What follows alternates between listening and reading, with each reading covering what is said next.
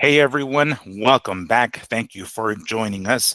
This is Miguel Antonio Barragan, aka Fight Fiend Miggs, joined as always by my co-host Andrew Don't Get It Twisted Lapachet.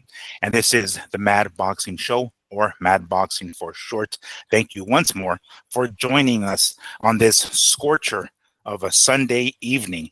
Yes, I do live in Las Vegas. Yes, we did reach 108 today. It feels hot as a mother. It feels like a damn oven out there. And, I've been to a lot of coastal towns and a lot of very humid places. I don't know how y'all people do it over there in the humidity. I can handle the heat if it's dry like this. Quite frankly, it feels like I don't know. It feels like it stings your skin when you step outside for too long. You feel it on the back of your calves, feel it on the back of your feet. Yeah, I can handle this kind of weather. I don't know about humidity, but it is Las Vegas, Nevada. It is a damn oven up in here, reaching 108. And as a matter of fact, I think we're going to reach 110 tomorrow. So Wow. if you live in Las Vegas, by all means, stay indoors. Don't step outside. Keep an eye on your pets because pets, unfortunately, tend to be forgotten in these hot weathers. So please pay attention to those. And of course, drink plenty of water and electrolytes because holy hell. If you guys remember Terminator 2 and that scene of like the nuclear bomb going down and Sarah Connor's holding on to that fence and she's like, ah, that's pretty much what it is when you open your door. Make sure to crack your windows too, because when you open your door from your hot ass car, holy hell, it is hot as fuck. We got plenty to talk about in addition to the weather. Um, Unfortunately, as I mentioned last week, August is a bit of a slow month as far as fights go. However, every week there's some sort of fight news, and we managed to scour the internet to try to find some fight news for you guys because we like to, we don't like to leave you guys hanging. We want to give you guys as much content as we possibly can. And if it means I have to be on the internet 24/7, which I am anyway, to find ourselves some stories, I'm going to do it. So, that being said, we got plenty of news, right? Not the greatest stories, but things we want to talk about because it involves one Gervonta Tank Davis not being on a certain series of trading cards. We want to make sure we go over that.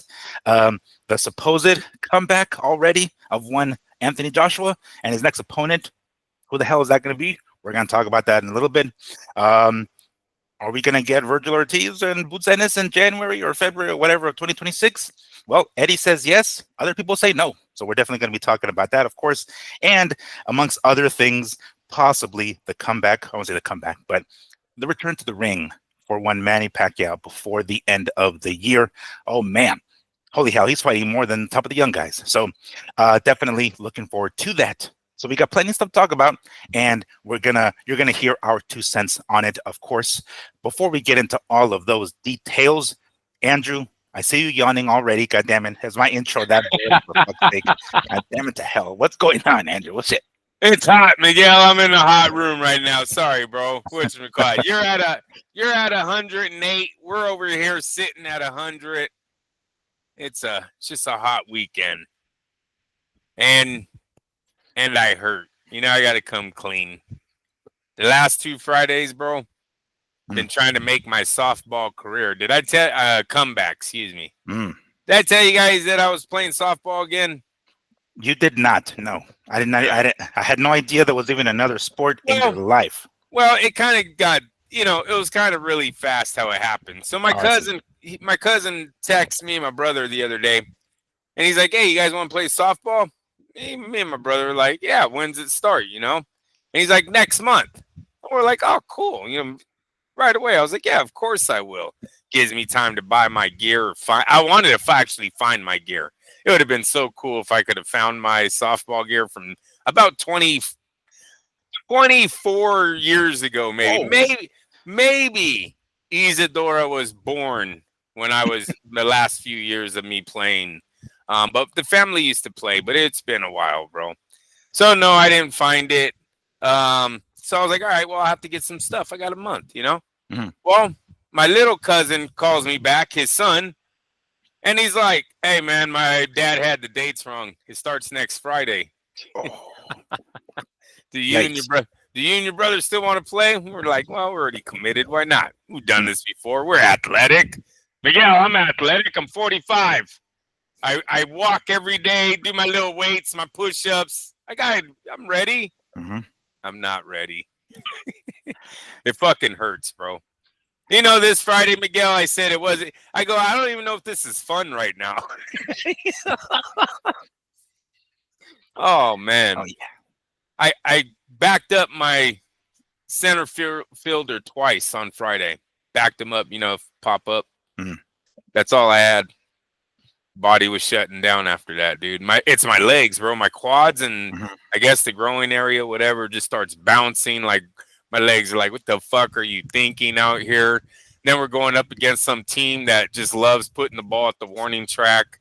We had one guy smack one out the park. Like, yeah, it's been bad, bro. Big piece of humble pie for me, dude, at 45. Damn. Yeah. And and as far as like the last time you actually played, you mentioned, over 2 decades ago, but how long did you play back then? Oh, about 4 years, maybe. Something like that. Yeah. We made a decent run. We came back for numerous years, but and I think we played for the championship one time. Always made it to playoffs. We were a good team. We were all young back then. Oh, I've hit them out the park. I've hit cycles. I've done all the you could do in softball. You know what I mean? So I went there with high hopes, bro. I went there with bigger dreams. I apologize to my nephew, bro. My nephew's never seen me play. That was the first time he seen me play. Yeah, I was like, bro, I'm sorry. He's like, oh, well, he probably didn't give 2 shits, but I don't care. I still apologize. You know what I mean? Like, this is bullshit, man. You're looking at a 45-year-old man. I'm gonna change it up. I gotta do something. Gotta stretch it out. Go do some little explosion running. You know what I mean? Do something, eh? But definitely been humbled the last 2 Friday nights. You didn't pull anything, did you? Like you didn't strain anything or any sort of muscles, all right? No, so we're still okay. Okay. And my bat is still good. I'm still getting on base. You know what I mean? But it's the running in the outfield and the infield because they put me at third base on I was kind of upset at that one. I had to play third base the first night back. And I was like, come on, you serious right now? But it's the running. It's the running, bro. Yeah, it fucking hurts by the end of the night really bad. And today I'm all right. I still did my workout. So I'm all right. So I think maybe it's just stretching, you know what I mean? And a little bit more explosion running during the week, maybe to set me up for Friday. So that will be after too. I think I've heard that works too. Like obviously you're gonna stretch and warm up before the game, but also stretching afterwards, like a cool down stretch. I've heard that helps too. Well, we're definitely stretching in between the innings, bro. I'm trying, but it hasn't. My body has not cooperated these first 2 games. So so something's got to change. Definitely gonna change. But that'll be my updates. You guys will have softball updates for the next few weeks. I highly recommend at your age you hit up Victor Conte and be like, hey, you have some of that snack supplement still left over? You have some of that stuff still left over, please? Oh, bro, you want to know what I got a fucking secret for you. I just texted my brothers this weekend. My brother and my cousins. Here's my secret formula that's coming with me next Friday. I just texted to you. It's coming, bro. Oh. It's like the Adam Sandler Happy Gilmore 2, dude. Gonna be in the bag, bro. I understand. Icy hot Max, which immediately reminds me of Shaq and his commercials. Icy hot, try icy hot. Hey, bro. Hey, it worked. That night I'm sore, right? Christina's like, well, we have this stuff. So I'm like, oh, dude, let's try it. Man, I started throwing high knees after. I was like, I said, oh, shit, it's coming with me. I said, hey, look, I read the directions. It says you can only do it 4 times a day. Christina says that it's supposed to be so many hours. We're going to try to see in between innings, bro. I see. I'm going to be like the football players all doped out. Painkillers. You got to come out with your ankles taped like you're a fucking center in football. Everything, bro.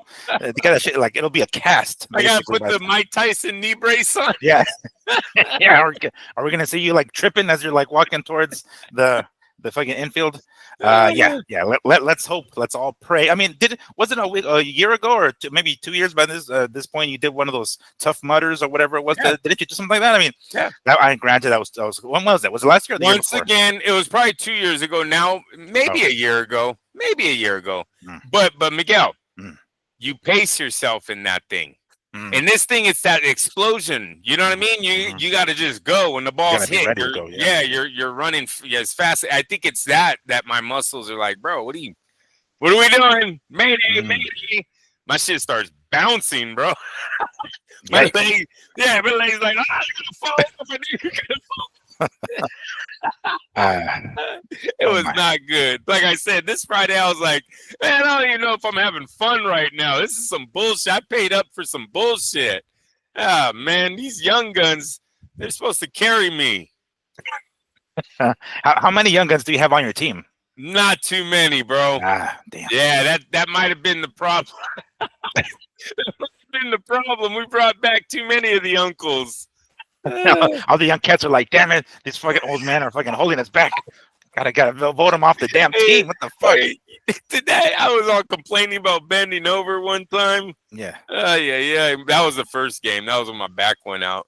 Hey, like we said, all the old guys are like, it's like a different end. My cousins, it's a different injury every week so far. Is all of us, man. They're fucking hurting out there. We weren't ready. We thought we had a month.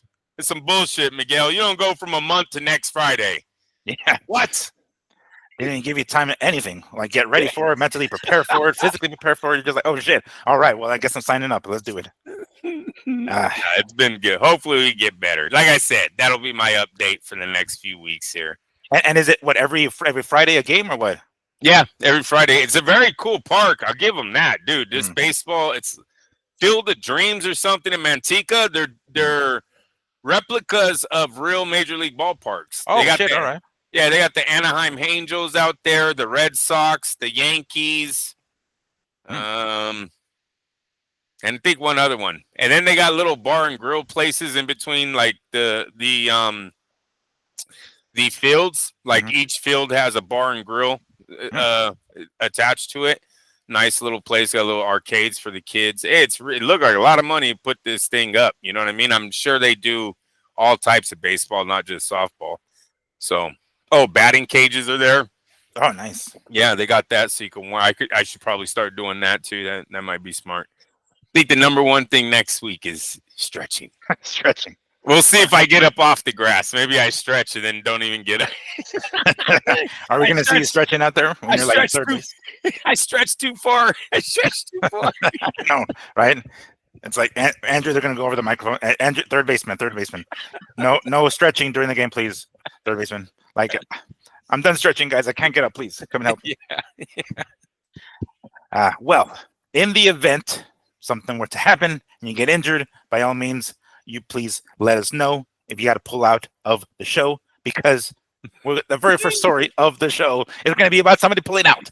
Ladies and gentlemen, unfortunately, one Jared, real big baby Anderson, has pulled out of his fight with the other big baby, I guess not so real big baby, the original big baby, Jarell Miller.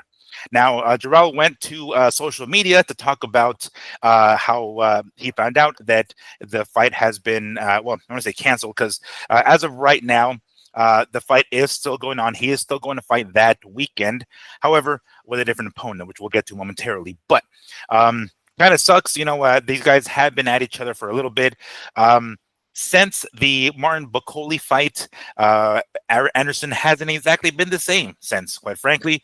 You can see it even in his comeback victory after that. It just wasn't there for whatever reason. As soon as the fight ended, he did win, but as soon as the fight ended, he stormed off to his locker room. No interview. If I remember correctly, I don't even think there was an interview. As soon as the announcement that he won was made, he bolted. So it doesn't look like his heart is in it anymore.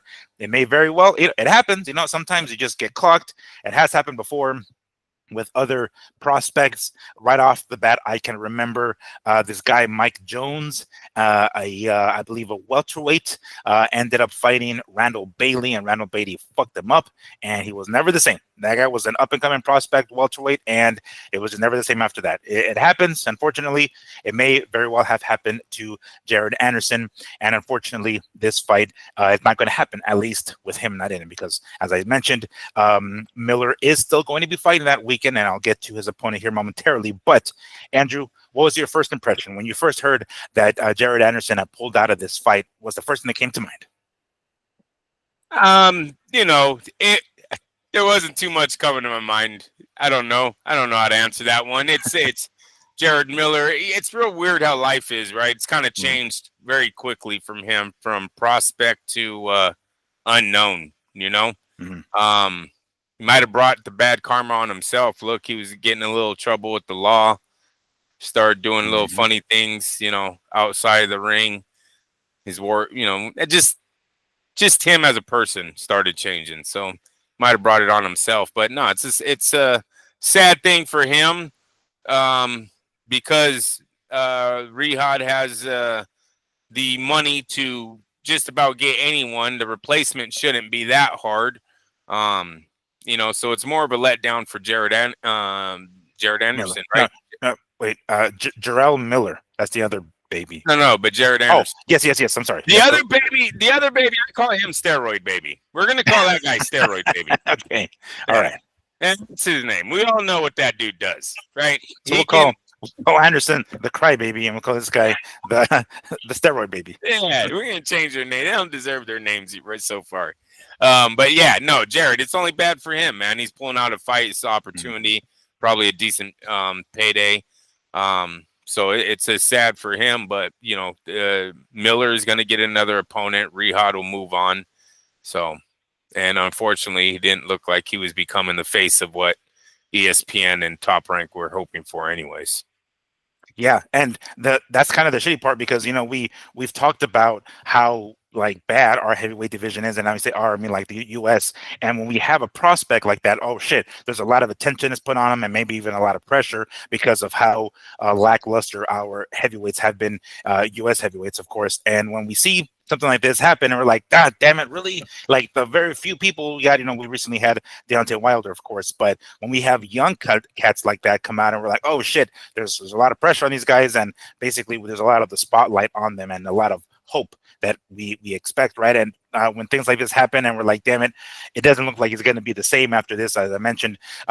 If you listen to the clip, it's an audio clip, or I guess I should say a Instagram post by Miller, and he was saying, basically, Jared Anderson's over here getting high all the time. He flat out said it on the fucking video. So I don't know what exactly he's referring to, like how he knows that this is actually happening. But according to him, that is a contributing factor. So that may very well be what happened. Now, keep in mind, one of the reasons that Jared Anderson took the fight with Martin Bakole originally is because they offered him a great amount of money, right? He was like, fuck yeah. Even though Top Rank and his people were like, we probably shouldn't be taking this fight, he's like, fuck it, it's a nice payday, I'll do it. So maybe enjoying the money a little bit too much, I don't know. And then he is a young cat again, regardless. So maybe it's a combination of both. It's like, damn it, his heart isn't in it anymore after that ass whooping at the hands of Bakole, and the money that he got, maybe he's splurging it on stuff that he probably shouldn't be splurging it, like recreational drugs, if that is the case according to Miller here. But it's kind of sad that the last few American prospects from our Olympic team, Keyshawn Davis, kind of having a discipline issue right now in his career. Anderson, was Anderson on an Olympic team? I don't think so. I mean, I could be wrong, but I don't remember him being. And that was the same in Berlanga. Then maybe Top Rank's roster of rookies. Now, it's weird that all three of these guys are kind of having issues outside of the ring. I know Berlanga's moved on, but they're all from Top Rank. They grew up with Top Rank. Yeah. Top Rank has always had a very good eye for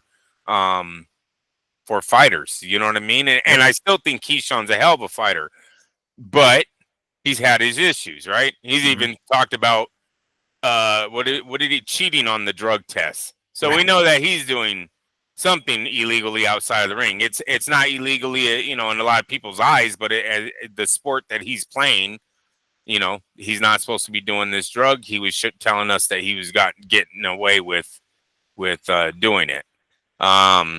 And then you have Berlanga, who kind of switched up on us. Berlanga and Anderson kind of switched in they switched in the negative. You know what I mean? They let the money get to their head. They let the fame get to their head. Keyshawn, I don't think, has done that. I think he just needs to probably talk some of the older heads. I do believe Keyshawn's in a different position than the other two, but strange that three former Top Rank prospects would be acting this way so early in their career. Yeah, yeah, that's very true. And I think Keyshawn is still in the position to course correct. It doesn't look like I mean, it looks like he's going in that direction, but I think there's still time with him. There's still Right. time for him to, correct course and make sure that he doesn't follow there in the footsteps of the previous failed top rank prospects, which kind of sucks. I mean, good for him. I'm hoping, Keyshawn can do it because, again, we look towards our American, not heavyweights, but I mean like American fighters in general, and looking for the next star, the next U.S. star, because I think we're in desperate need of it. And usually the heavyweights is kind of the prize of the professional boxing, right? And to have one of our guys up there would be great. Unfortunately, it doesn't look like it's going to be Jared Anderson, but I did also read on regarding Miller's possible next opponent. Deontay Wilder was supposedly offered the fight against Miller, but he declined. According to Seconds Out Boxing, Deontay Wilder declines offer on the Canelo Crawford undercard. Sorry, with Jarell Miller confirming that Jared Anderson has pulled out of the expected fight set for the blockbuster event. Big Baby wants a fight with Deontay Wilder, but it has been reported he reportedly has turned down the fight. So, unfortunately, it looks like we're not gonna get Wilder. I mean, I don't blame Wilder here. Like, probably not the best idea. He did just fight, so maybe staying active would be nice. But going up against somebody like Steroid Baby, I guess we can call him that, might not be the best idea. But probably not. Maybe people like his team, what's the word? People who have influence over Deontay were like, nah, dude, it's probably not a good idea, because Wilder is the kind of person to be like, yeah, fuck yeah, let's do it. Like, yeah, I want to get up in there. I think everybody around him was probably, I suspect it was everybody around him that was like, no, I don't think it's such a good idea. But not a bad idea to pass up on a fight like that. Now, mind you, it is going to be I'll get to the date a little bit, because the date does change according to what I'm reading here. But damn, do you think Deontay made a mistake by passing up this fight with Miller, or do you think he was smart to bypass it? My first reaction to that news was that Deontay has another fight already on the table. And you remember we had the rumors going out that it was possible Usyk and Deontay were still going to meet, just on the fact that was a part of the legacy that Usyk wanted to beat all the big men of that era, right? So they were going to give him a shot. Maybe that is true. Maybe, I mean, Usyk's had some tough fights. If they were to give him a fight over in the UK, or I don't even know if it could be in UK, but in Europe, and Deontay Wilder was the opponent, that's it's not, we're gonna be like, oh, what a cherry picking Usyk right now, like, right? He deserves a title defense on his own terms, I will say. So maybe that's what they have there, because Miguel, it's a bad idea.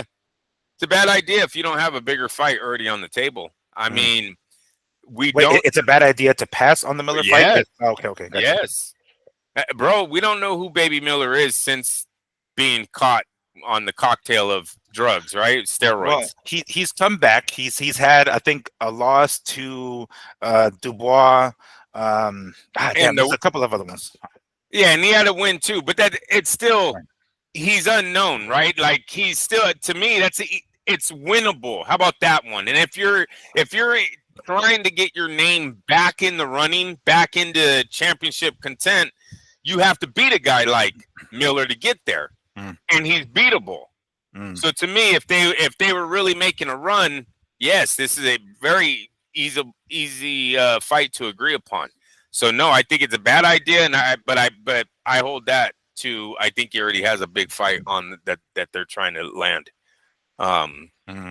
So when you say that it's a winnable fight, or it's a beatable, because mind you, Miller is tough to fucking knock out, right? Like, the guy's got a thick old neck. He's fat. Well, yeah, I know. Okay, we'll say he's fat, but the bottom line is he can take a punch, and that's most likely how Deontay would win, by knockout. And if he can't knock out Miller, wouldn't that kind of put him in a, was back up against the ropes there? I don't know if Miller's the kind of guy he's going to be able to push back and have him, go on and fight off his back foot or anything like that. So I don't know. Miller's gonna try to walk through Deontay Wilder and probably get flattened like every other big chin that's ever fought Deontay. That right? He doesn't have defense. He's not bobbing and weaving his way in.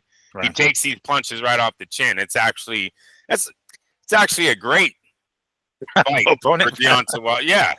It's actually a great fight for Deontay. He's going to be coming punching down. The guy's very lazy in the ring. Might have big power and all that. Maybe Deontay, maybe he doesn't have the chin anymore, but I believe they already have a bigger fight on the table. Let's throw out the two names that are obvious, right? We've had Jake go run around talking about he wants to fight heavyweights. Deontay would make him a good paycheck, right? I'm just saying if they were talking, and then you've got the Usyk fight. I mean, both of those fights right now, you love them or hate them, Jake Paul is bigger than Jarell Miller on Riyadh. It's a bigger fight. So, a bigger payday. Bigger payday. Yeah. Don't want to piss everyone off. Like, this guy's still Jake Paul fucking dick sucker now. He's going to change boxing. Yeah, bigger payday, you guys. You know what I'm saying. Well, on that note, this is an article I found on Boxing 24/7. As reported by The Ring magazine, Miller will face highly ranked heavyweight contender Michael Hunter in Las Vegas on September 11th. Oh, damn, what a date. This is part of the quote-unquote festivities that will take place during the week of the massive Canelo Alvarez versus Terence Crawford showdown that will take place on September 13th. So, it was supposed to have been the two babies, the real big baby, Anderson and the other baby, the big baby, Miller. They were supposed to fight on the Canelo and Crawford undercard. That was supposed to have been at least what was that I read. Now, because Anderson has been pulled from the fight or pulled out of the fight, and we have this new opponent here, Michael Hunter, who I remember interviewing several years back at the MGM Grand.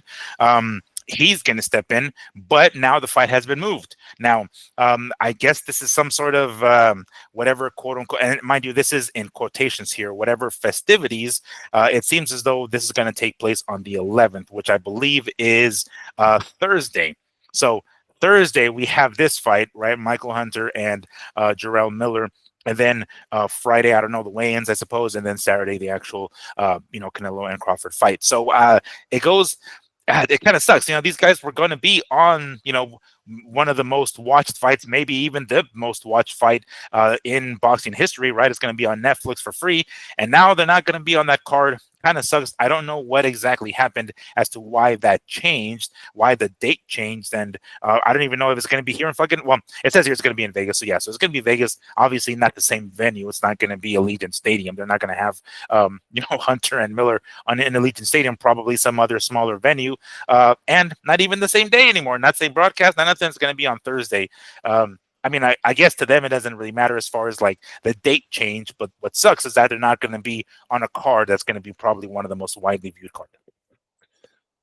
Yeah, this whole idea with the 3-day card is kind of weird. They got growing pains. This is going to be one of their projects. They either are going to make it or they'll never be doing it again. Sort of like that $10 million thing he did over there in LA with the concerts and all that. You kind of seen they kind of pulled away from the concert thing, right? Yeah, that's true. You think they're going to have that for Canelo Crawford? They haven't announced anything, right?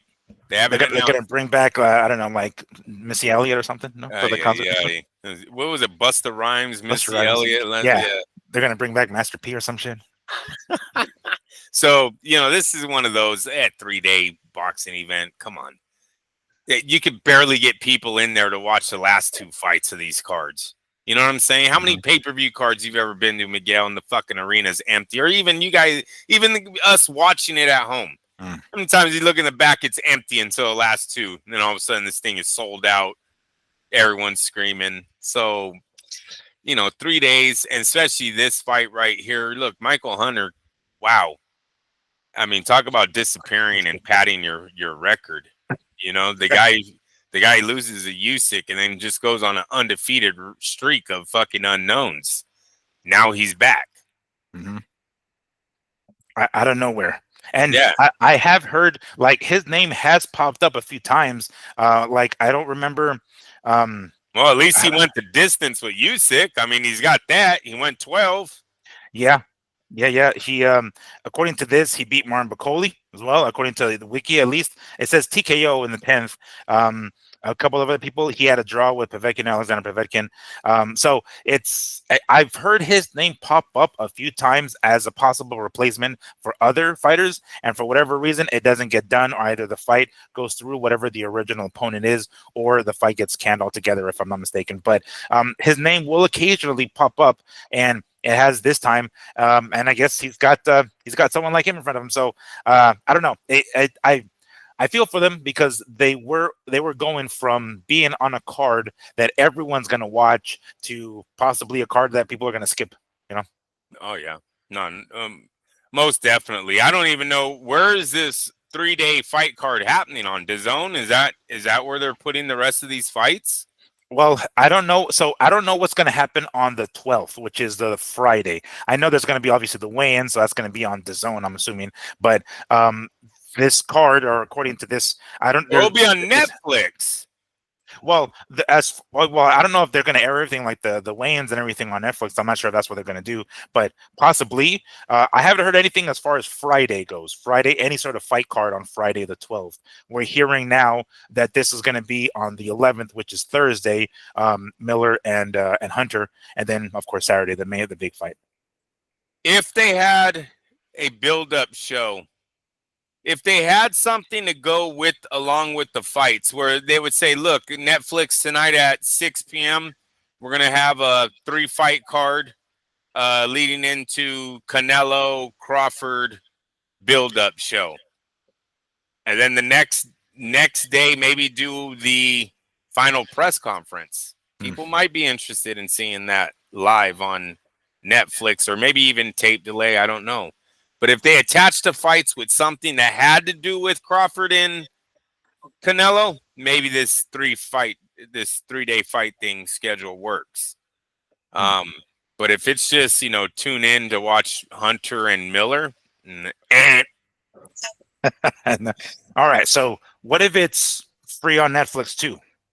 If it's free, they will get views, but it's not going to be shit. I don't see them moving the needle at all. I don't see I'm not staying home from softball, bro. I will be in pain out there on the field. I guarantee you. You can be out there in pain and then be like, God, I should be at home resting, watching Hunter versus Miller right now. I can be just taking it easy. So, pumping down a couple of brewskis as I'm watching these fucking fatties go at it.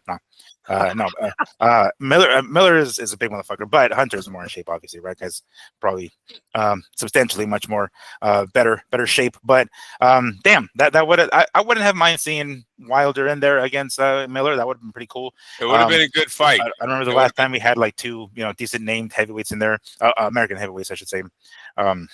That would have been pretty tight if we got that. It would have. That's a decent fight for both men. It's a journeyman fight there, right? Like the loser probably goes home. You know what I mean? I know in today's landscape they probably don't, but that's what that fight seemed. The vibe that it's really pushing off there is fucking loser goes home. Yeah. So before. By the way, I want to throw this in here.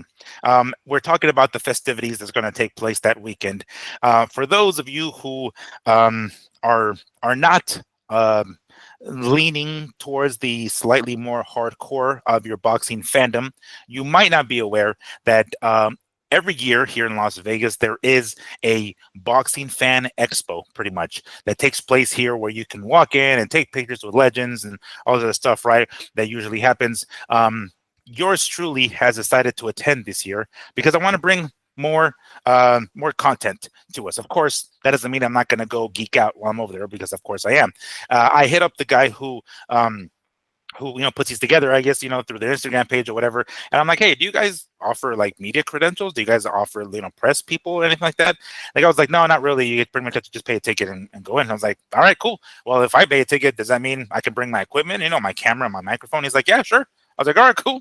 Easy enough, pal. Oh, yeah. Got it. Boom. So that will happen the morning of Canelo Crawford, September 13th. So I will be out there bright and early for you guys, grabbing some sort of footage, maybe catch an interview or two. I don't know. It depends who out there, who catches my attention, who I would like to interview, who I happen to have a question already in the black pocket for. So I wanted to throw that in there. I will be bringing you some sort of footage that day before the historic Canelo versus Crawford fight. So want to throw that in there because it's quite the week of festivities, or weekend of festivities, at least that weekend in September. This is our show will be no exception, guys. I'll bring you guys something for sure. Okay, so are we gonna do a 3-day show? No, I'm just kidding. Yeah, free on Netflix though. That would be crazy. That'd be like, hey guys, half-hour shows every fucking week. I mean, every day. Just to throw that in there. It's like, if you guys didn't watch it today, shame on you. All right. So this is one of the other things I wanted to talk about. This is kind of a weird one, but it was recently announced that Topps, the I guess the maker of trading cards, right? One of the top names in trading cards, was going to be releasing a boxing series. Now, this was the thing back in the day. I never collected boxing trading cards. Andrew, did you ever collect these cards? Yes, I do have boxing trading cards. Yes, sir. I was big. I have Raider cards, boxing cards, Marvel comic cards. I still have them too. My mom was very cool in that way. She kept a lot of me, my brothers and I's. Oh, nice. She kept them. Yeah. She would, even like my brother, he was the firstborn, right? So this dude was like notorious for getting stuff from aunties, uncles, right? He's the first in the family. And he would literally open up cards and only look for Raiders or Oakland A's, out of baseball and football, and throw the rest away. Well, my mom would take all those cards and she put them in just like a bucket, plastic tub or whatever for my brother. Yeah, he like remodeled his whole house or some shit when she gave him that tub. Talking about, there was a lot of jewels in there that he never knew he had. You know what I mean? He actually went to I think professionally had them sold and stuff like that. That's tight, dude. Yeah, that was all because and then I have my He-Man castles still. The Skeletor and He-Man. I still have all my castles, my Ninja Turtles. Oh, damn. Well, that's awesome. She was tight in that way. My mom was. Yeah. No, that's dope. That's foresight. You know what I'm saying? It's like looking ahead like that. I wish I had that. I collected WWF action figures. But I didn't. I wasn't the most, I don't know. No, blame your parents, bro. Blame your parents. This is parent blaming time. This is the time. This is a therapy. It's like, man, it started back when my mom didn't fucking. No. But I used to bite the fingers off of them, so I fucked them up. I wanted them to have blood, so I put like permanent marker red on their face and never came off. So I had so many action figures that I just fucked up, basically. All right. So I was that kind of kid. But I never. You're Sid from Toy Story. Apparently, yeah. I would do like and then they would change their attire. So then I would change their attire on the shit. I was creative though. I would use my mom's wedding ring as a crown. I was creative, Wow. I made little championship belts. I would cut off like tin cans of soda, flip them around, spray paint them, and tape them. Dude, I was creative as a motherfucker. But now they just sell them, these fucking things. I wish I again had the foresight. I could have invented this stuff, when I was 12. But of course, I was too busy, watching porn. But okay, I never collected cards of any sort. But according to the Ring magazine, Topps has announced that they will be producing boxing trading cards for the first time in 74 years, featuring an array of legends, rookies, and stars of the sport. Topps Chrome Boxing is the first set of boxing trading cards in history to have to be officially licensed by multiple boxing promoters, including Top Rank, Matchroom, Golden Boy, and Most Valuable Promotions, or MVP, of course. Now, if you notice, there's one particular promoter there that's missing. Who might that be? One, Al Heyman and PBC.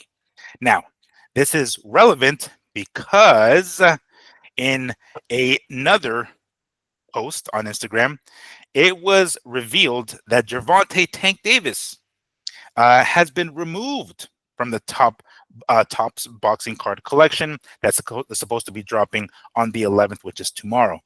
Now, when they use the word removed, that means what? He was placed on there originally, and then they removed it, which pretty much blows, right? So, that being said, let me go ahead and pull up this particular tweet here from one of my favorite boxing insiders here, Rick Glazer. He talks about a lot of I'm gonna try to go through some of his tweets here, but it's funny that one of the primary I guess if you look at some of the major promoters right now, PBC being on Amazon Prime and no other, it's like the Zone has a lot of other promoters, a lot of promoters I should say, under one umbrella, but PBC has Amazon Prime all to themselves.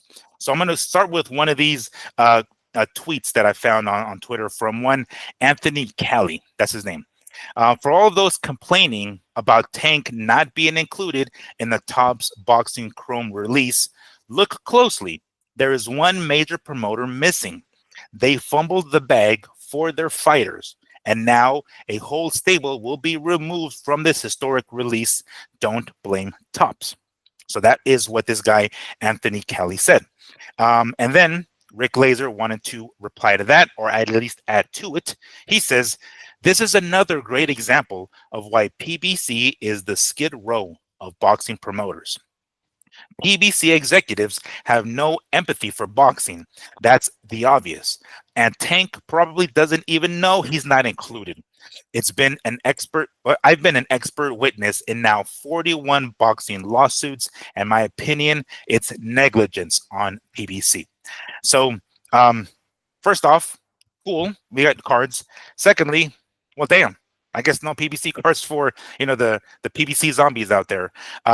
Andrew, what do you make of this? They used the word specifically removed, so that means that he was on there, and then they're like, fuck it, we're gonna have to pull it.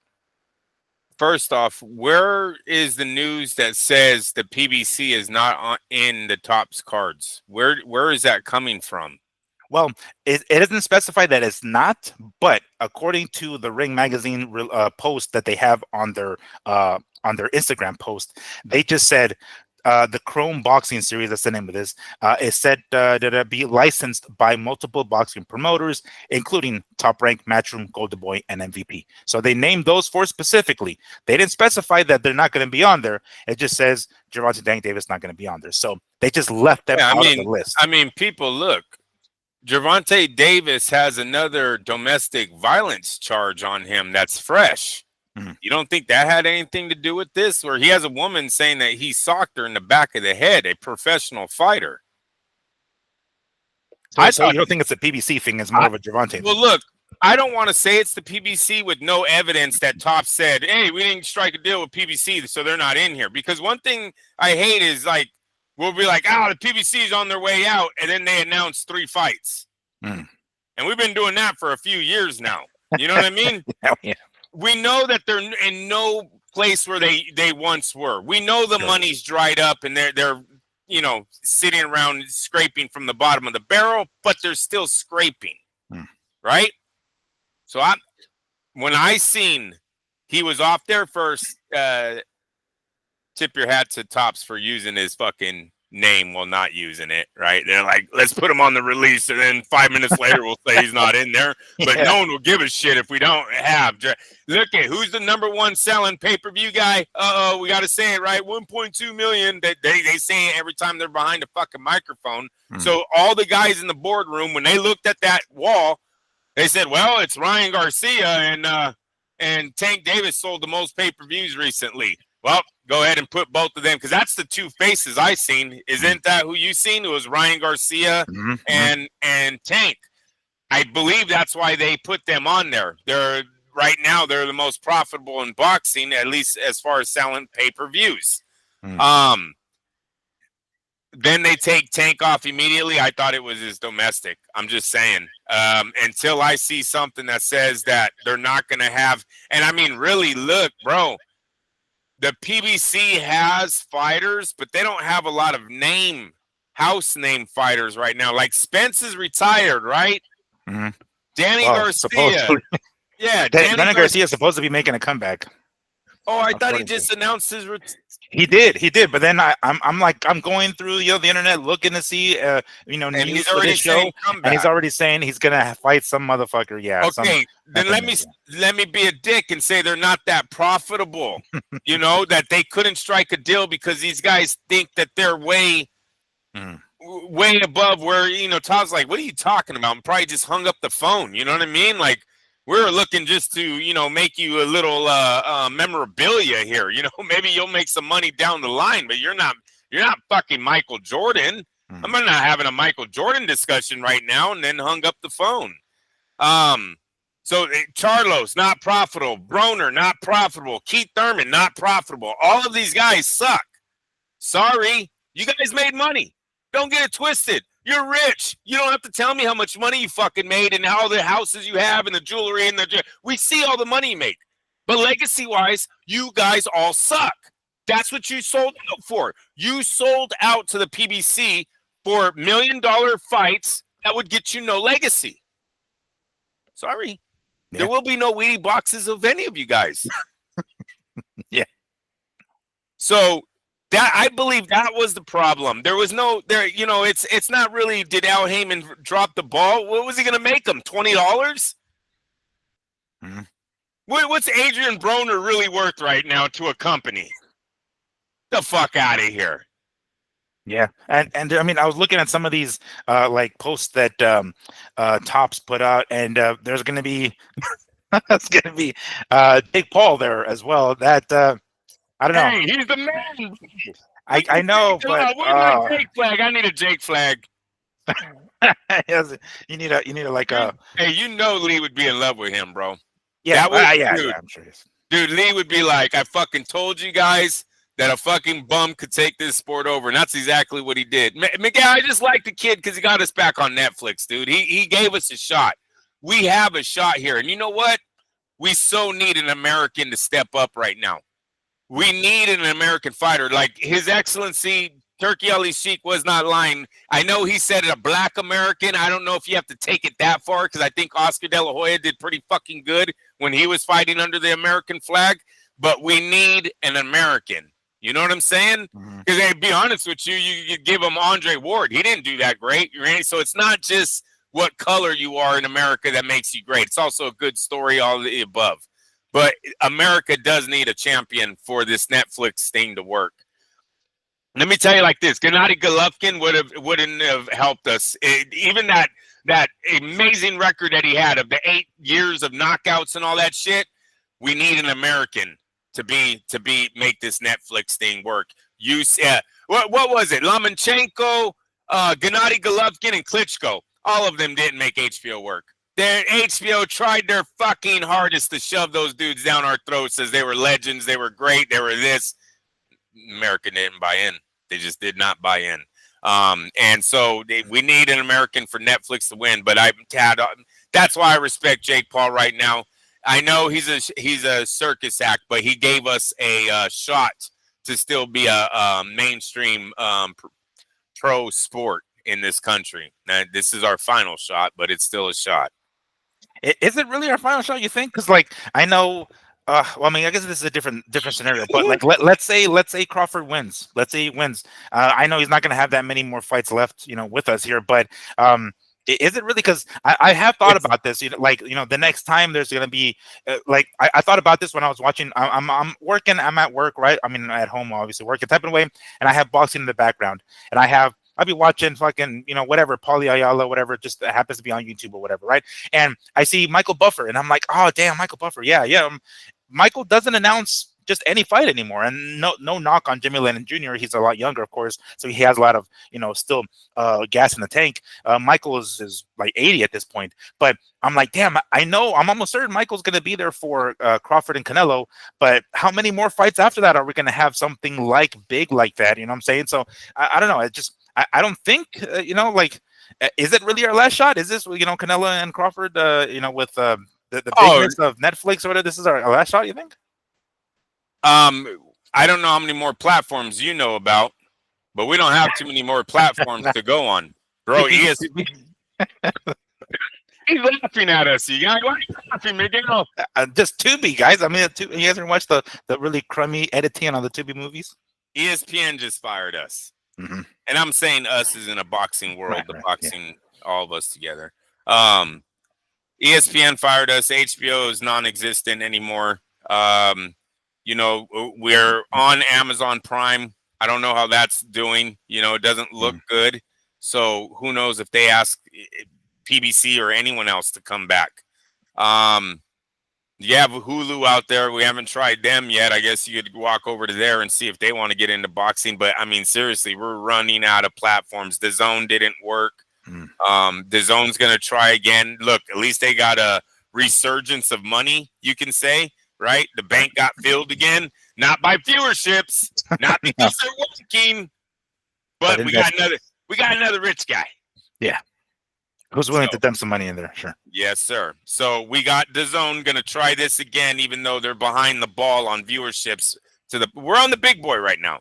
This is the big boy in the room, right? We're here. This is our shot. And look, we don't need Crawford or Canelo to win. We need the viewerships. We need to show, wow, they did more than Happy Gilmore did in 3 days, right? And that was the #1 movie in America. They did more than that in fucking 3 hours. Wow. Because that's what Jake Paul and Mike Tyson did. That's the power that I'm talking boxing has when you have great fights. It is a global sport. It's a all ages love to watch boxing. As long as you have good fights, you will get all age brackets tuned in. So that's what I'm hoping that they succeed on when they fight is viewerships. I do believe the 2 female fighters, Katie Taylor and Amanda Serrano, they helped us tremendously with the 6 million. Miguel, I bet you the NWA is wishing they got 6 million views. Oh, yeah. And not for the wrong reasons, mind you, which I'll get to here momentarily. Not for the wrong reasons of certain human appendages being fling on the. They are thinking about allowing no crowds in, no fans. Do COVID games, Miguel, because they won't stop throwing these things on the floor. But anyway, don't get me knocked off. It's all squirrel. Yeah. Yeah, exactly. That's how men are. That's how men are. You throw out green squirrel. Word. Yeah, green squirrel. Yo, wasn't it? I think they got another one last night or 2 days ago. Might have been purple. A plus 850. Big winner. Plus 850. Good Lord. So, anyways, the girls helped us out. 6 million views one night, one fight. That's tremendous, man. So yeah, I'm hoping they do great views, and then Netflix will look a little bit.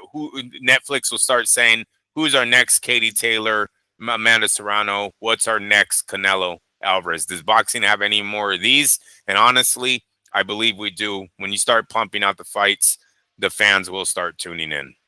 Especially, go ahead. I'm sorry. Oh, I was just gonna ask: is this kind of sort of what Tops is trying to do, like because again, boxing is a global sport, right? So I was taking a look at some of, for example, Top Rank's Tops card and cards. One of them is Tyson Fury, half retired, half not retired, not American. Sidney S. Estrada, already retired. Raymond Murataya and Javier Martinez on the same card.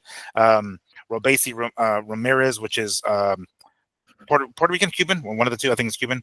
And then a couple of other guys like that. But it's like, I don't know. Is that what they're trying to do? Is that where they're trying to get the popularity back again? I mean, because there's not a lot of American, boxers. I'm sure there's going to be the Abdullah Masons. I'm sure we're going to see those guys out there, of course. But some of these guys are already retired. We're seeing, the Estrada card and the Tyson Fury card. These guys aren't going to be around. I mean, is that what they're attempting to do with Tops, to try to get interest back in the U.S. market?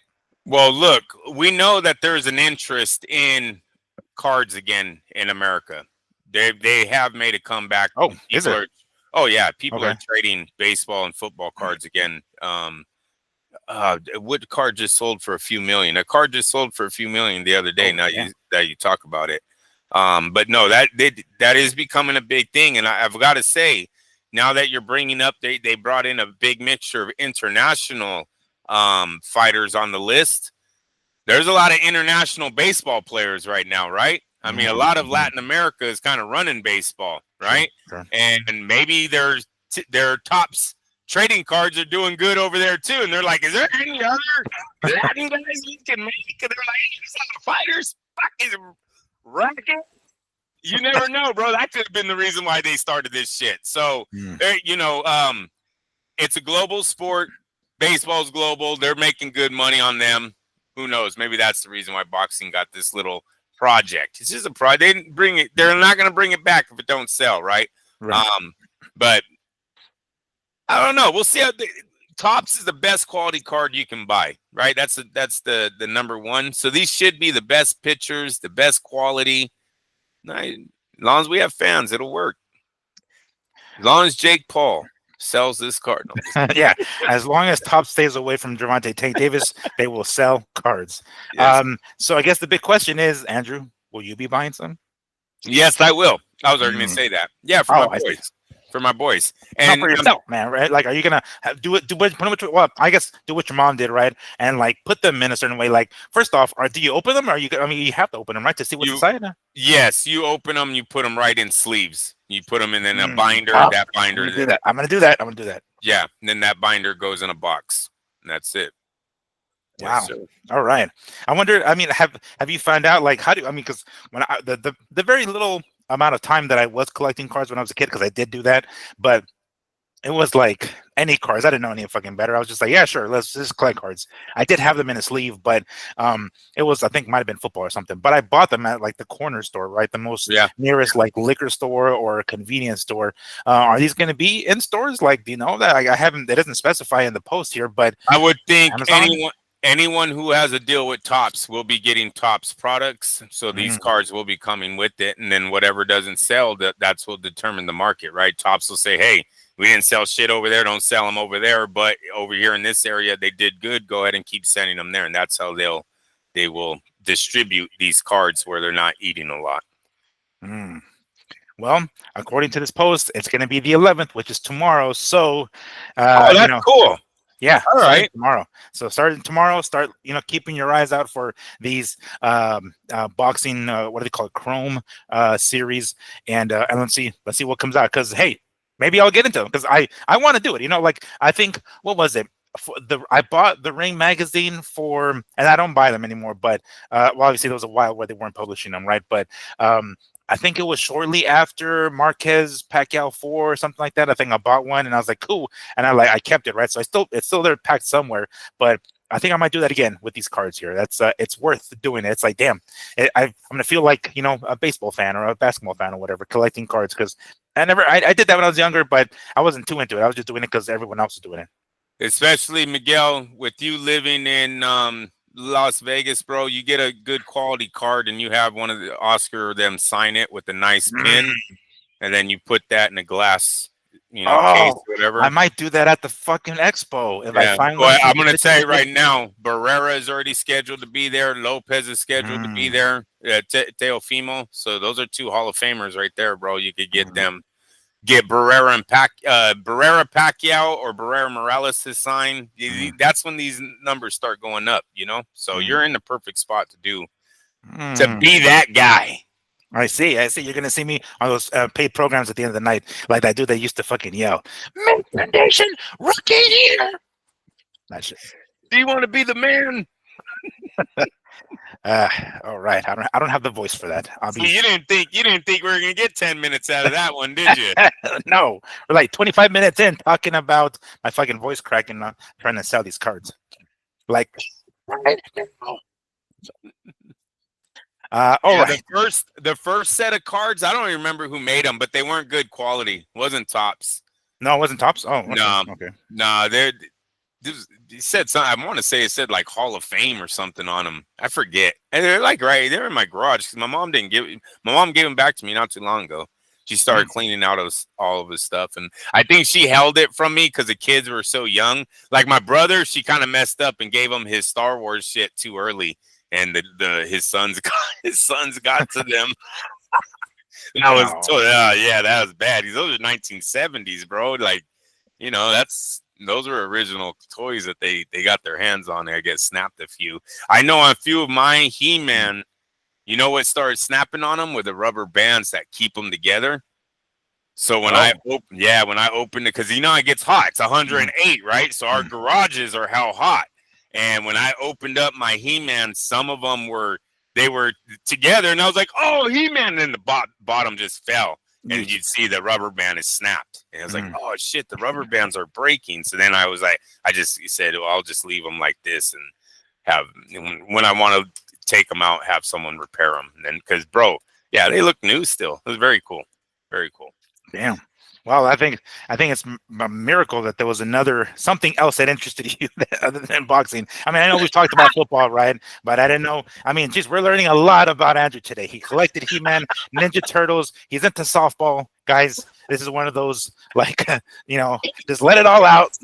After last week, I was like, Miguel, I don't have to say everything. Yeah.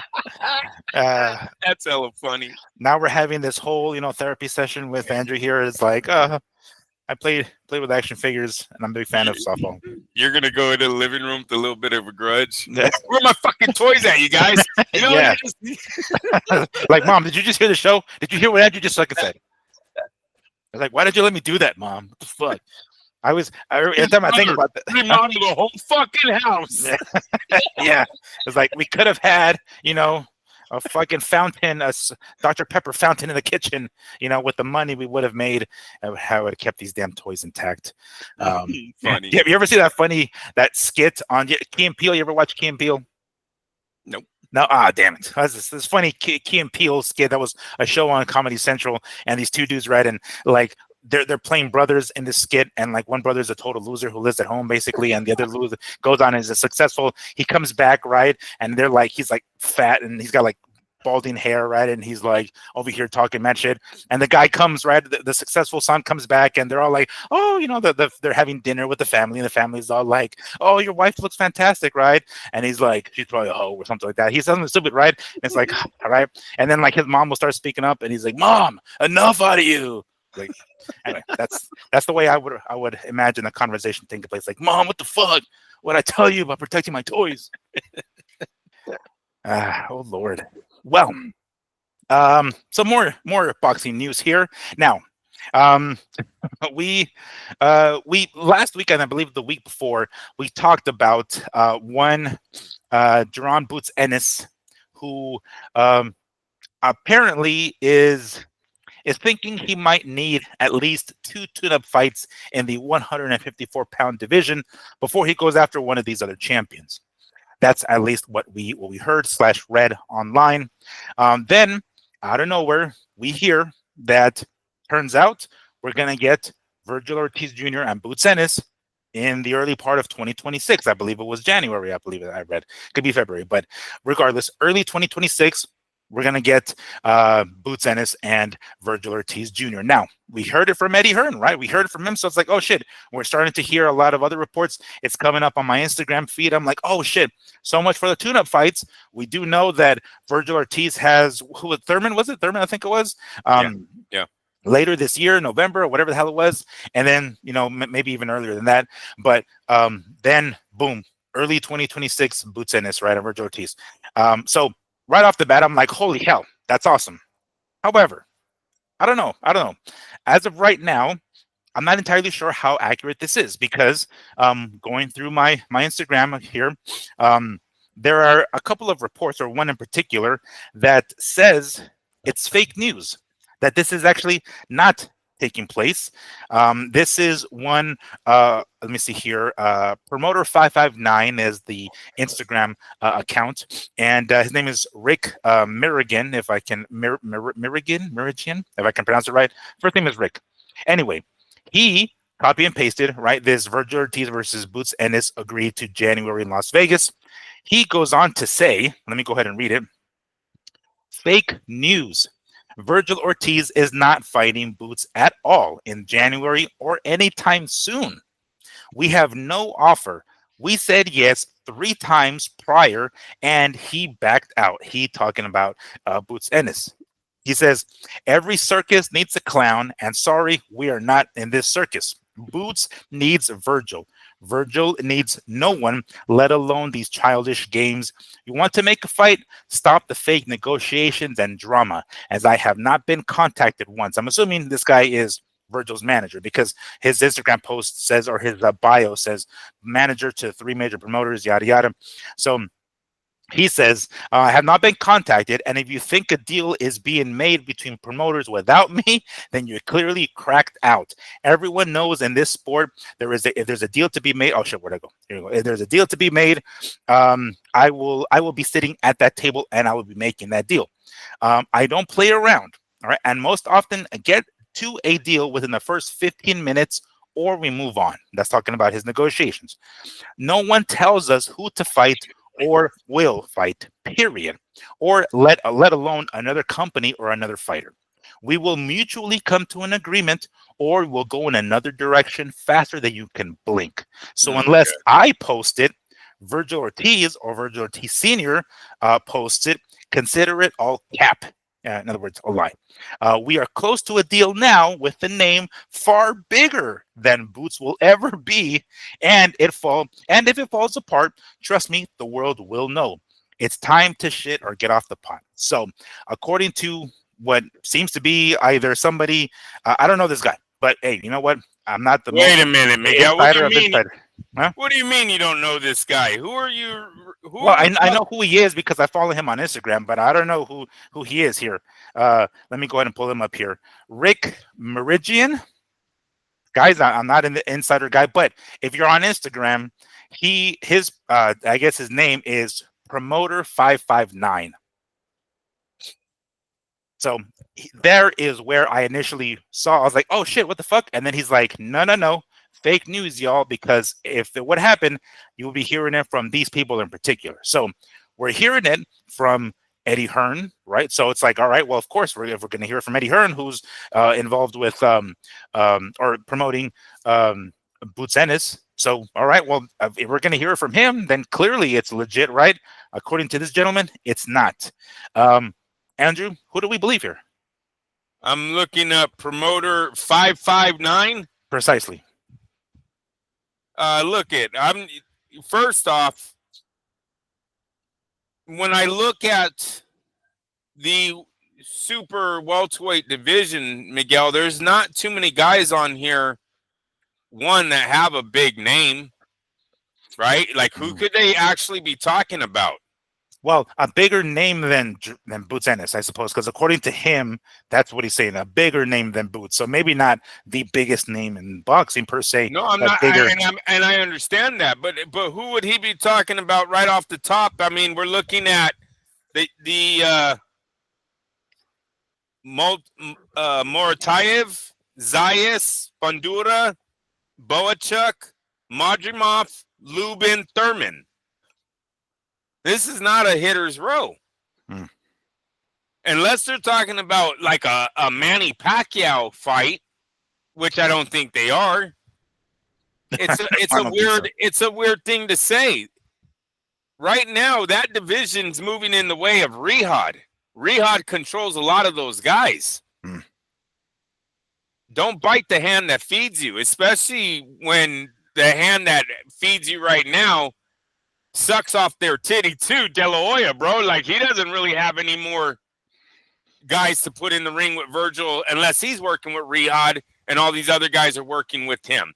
Vergil's in a situation where he kind of has to have His Excellency involved. If he wants to make the millions of dollars that these guys are making, they have to do it with them. Who is it gonna be? Are they really thinking one of the PBC guys on a fucking Amazon Prime is gonna be bigger than Boots getting paid by His Excellency? Because I haven't seen Amazon Prime besides the one fight that had Ryan Garcia and Gervonta Davis on it.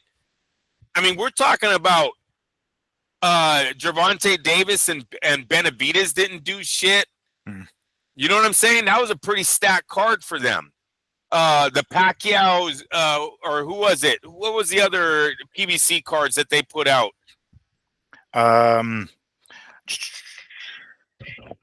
Well, who was I'm trying to think. Well, this most recent one with Lamont Roach and Tank. And Tank didn't do good. Yes, didn't do. Their numbers aren't good. So it's like, why would you skip on a guaranteed, not only a guaranteed purse, but a bigger payday in the long run? And when you have to go up against the Madrimovs and the Boachucks and those guys are not ticket sellers, man. You're gonna want His Excellency to go, oh yeah, I'll give you better beef money for this. He gave that money for free just because he wanted to see those fights. You really think you and Oscar are gonna take?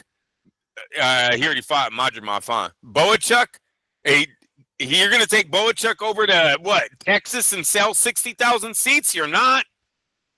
Unless you're a star, but you can't become a star unless you beat the top guys. And right now, one of them is fighting for His Excellency. Now, is it Fundura? Do you think Fundura and Vergil Ortiz are in discussions? Could it be a Fundura fight on pay-per-view that are luring Oscar to go, hey, wait a minute, maybe we don't need them right now? That's a good one. I don't know. I mean, who else? Because it isn't going to be Manny, going up to 154. Obviously, it's not going to be that, right? I don't think it's Floyd, right? I don't think it's Floyd coming back. I haven't heard Floyd. Yeah, anything of that nature, especially at 154. I don't know. I mean, who else can it be? Someone else that's a belt holder that has two, or I think he only has one belt. Yeah, but Fundora right now put his name on the map as he had two belts. Again, he dropped one to fight Tim Tszyu, and it was picked up by Xander Zayas. So, but he is widely considered like the man at 154 right now. Really, who else can it be? Yeah, that's a weird one, especially because then I would say the risk to reward factors kicks in. When you're looking at Boots Ennis or you're looking at Fundura, the risk to reward factor needs to come into play. The last time I seen Fundura, he didn't look like he was too easy to beat, right? It looked like he was going to be a problem for people. So, yeah, real interesting. It sucks, man, that we got so close to this being announced as we're on. The fight everyone wanted to see as far as Ennis and Ortiz is concerned. This is a fight. It looks like it's been in the making for a while. It looks like this fight has been this fight is ready before any of the other ones. Does that make sense? I don't think Zayas is ready yet for Vergil. I don't think Fundura, I think, can grow one more time before but I think Ennis and Ortiz have been in the mix for so long as the next big stars. Like, can we fucking do it already? Can you guys just fight? I think this one is ready now. Hopefully I get it done. I didn't find the promoter 559, but I ain't listening to this man. This man, to me, he's not who calls the shots. Before, right under His Excellency, and Vergil Ortiz's career right now, right under His Excellency is Oscar De La Hoya. That's next on his food. What is it? How do you say it? Like commander in charge or whatever. It would be His Excellency talks to Oscar. Oscar then talks to his manager. His manager then talks to his team. Right? So who gives a shit what the manager? His manager, oh no, this is where I see you. Well, you don't write the check. Oscar writes the check. When Oscar's gonna go, hey man, look, I can't make you this much money, but I got that guy over there makes him a lot of money. He's gonna give us a lot of money. Well, now he writes the check.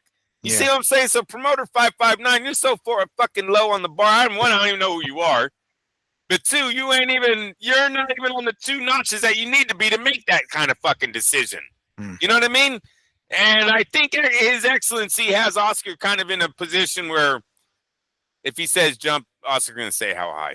Because at the end of the day right now, the big money in that level of boxing seems to be coming through Riyadh. Now, Netflix, if Oscar or someone was to establish a solidified contract with them, well, then we would have different angle to work with. Right now, Netflix is still just testing, in my opinion. They're testing boxing, and Riyadh seems to be all in. So don't be out here trying to do some stupid ass tweet to go viral when you're really not the man that makes those decisions. Anyways, to me, he was kind of like. he's kind of being kind of insulting to His Excellency. I didn't like how he was wording that. Like, we make our own decisions and we'll let no one dictate what the fuck we're going to. Shut the fuck up. He didn't say he's going to give you $5 million. Now is he dictating what the fuck you're going to do? Right? Yeah, His Excellency's going to bring him in the room and probably do that to him too. You know what kind of dude he seems like, that kind of guy, right? Yeah. He's going to be like, no, Vergil, I want him to sign it. I want to dictate what the fuck he's going to do. You sign the paper first, and then you give it to. Then I want you to push it with your middle finger and only your middle finger on your right hand, not your left. Push it over to Vergil. Yeah, that's what he's going to do to him, man. Yeah, that definitely was surprising when I read that. I was like, hold the front door, because I'm seeing all these people report, and all the other media outlets saying, yeah, look, Eddie Hearn is saying it, and then I see this and I'm like, oh shit, are we seeing it now? This is like the first, really the only place that I've seen any doubt that this fight was going to happen. And mind you, I started when I read this and I was like, well, you know what? Considering Boots did say he wanted a couple of tune-up fights, maybe this is true. Maybe this is true. It's like, oh shit, no, this ain't happening. Of course, only time will tell, because we still have to wait until after Vergil Ortiz fights Thurman later this year, I think November, what it was, and then we'll get to it. So we still got 6 months to find out whether or not this shit is legit or not. But definitely intriguing that this is the only place that I'm hearing that the fight isn't going to happen. Everywhere else that I'm reading that the fight is going to happen. So I guess according to you, Andrew, or your opinion, what do you think? The fight's going to happen then, huh? January? Listen, Eddie Hearn is on that level that we need a good source of information to come from. Eddie Hearn saying that they have agreed to at least terms. It's going to happen, yada, yada. I got to believe Eddie Hearn over. And I just looked this dude up, Miguel. Look, I've been following boxing for a while. I'm sorry, Rick Merigan.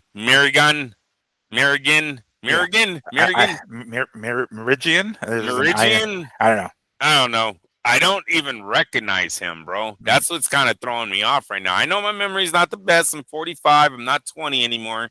I've probably forgotten a lot more boxing than I know nowadays. But I'm just saying, Rick, I really who the fuck you are. Definitely intriguing. I don't really even see pictures of him, like, you know what I mean? Like, remember when Mario Serrano would like have hella picture of him and Robert and all that, all of his fighters, the Serranos. He'd be with them. He'd be in the background. He'd be in the ring. He'd be walking out with them. And where's this guy? I don't even see a picture of this guy with them. Maybe I'm on the wrong one. Let me look. I know I'm on his page, but let me see if I got to look at his photos. Vergil Ortiz. Nope. Yeah. We're gonna take Eddie Hearn's word. I'm gonna go ahead and put that down. We're gonna take Eddie Hearn's word because it's a better word too. Gives me hope that I don't have to watch Boot take on all of the zone stable before we see him actually take on a hard fight. Yeah. Eddie Hearn's gonna have to make a couple of calls to his gym and be like, all right, how many 154 English pound you guys have? All right, just give me two. All right, cool, thank you. Bring him over here. Well, I definitely, as like you said, out of hope, what's the word? Hopeful thinking, wishful thinking that this fight does take place, because it's very much needed. Right now, the top guys at 154 need to be fighting one another, right? We're at that point where they're gonna have to be fighting one another. The Xander Zeises are gonna have to fight the Fundoros, who are gonna have to fight the Ortizes and so forth. So we're at the point where we're going to have to start having these guys fight one another, and it's perfect timing. Got to strike while the iron's hot. Any one of these guys fighting on a free card on Netflix would be pretty bomb-ass. Hopefully that eventually does happen. But as of right now, okay, let's go ahead and take Eddie Hearn's word, and this fight's still going to take place in January 2026. So looking forward to that. Hopefully still does actually happen. Well, and Miguel, yes, let's add in there that he also said they're supposed to both, and you might have, sorry if I didn't catch it, they're supposed to both fight in October. So if we see both guys do announce that they're fighting in October on different cards, most likely they got a collision course coming up. So there's a piece of evidence we could be looking out for as an announcement here for October dates for both of them. All right. Have we heard who Boots will be in the ring with? I haven't heard that. I know. Guarantee you it's going to be a European guy from DAZN stable. Guaranteed. Yeah, from Liam Matchroom. Liam Smith will be making a comeback, guaranteed. He's gonna call us Smith. We're like, hey, you guys have any more brothers? Like, yeah, we got a cousin from down here. He's undefeated. It's great. Yeah, I was like, he's a natural 140 pounder, but he can move up to 154. All right, we'll take it. Like, does he have pop? Nope. Perfect. Sign him up. Oh Lord. All right. Well, in regards to Manny, because we did mention him a few moments ago, it has been reported that Manny Pacquiao will make his return to the ring in December. So as of right now, of course, we don't know who he's going to be fighting because, we don't. After his most recent fight with Mario Barrios, it seemed as though a rematch against Mario Barrios is probably not on the table. We did hear from many people, I guess people closely in the Manny Pacquiao circle, that Rolly Romero is one of the possible opponents. This was, of course, before we then heard that negotiations between Romero and Ryan Garcia have begun. So who knows who exactly his next opponent is. But according to this source of boxing on Instagram, Manny Pacquiao has stated he is looking to make his return to the ring in December. Potential opponents include Rolly Romero, Mario Barrios rematch, and Gervonta Tank Davis. Now, I don't know the source per se. I certainly don't think it'll be Gervonta Tank Davis. I mean, I don't think so, at least. Seems highly unlikely. So is the Mario Barrios rematch. I don't think they're going to go in that direction. I figured Rolly Romero would be the most likely opponent, according to this. There's two other opponents there, but we're gonna get Manny Pacquiao back in the ring, and wow. Being off for however many years, and then putting on two fights. When did he fight? July, right? So 2 fights the second half of 2025. That's a lot more frequent than a lot of these young cats are doing. So, and we're gonna get another Manny Pacquiao show. If you did go to any of the media festivities or any public festivities for the Barrios and Pacquiao lead up, damn, it was quite the scene. Yeah, it wasn't the Mania before. It wasn't that many people, but there was still a fuck ton of people and definitely quite the buzz. But Andrew, what do you think of this? You think we'll see him back in December or before the end of the year? Well, most likely yes, because it looks like Manny is in. And that's all they need to make some money off of this man, is for the fighter to be willing. So it looks like he is coming back. The question is who?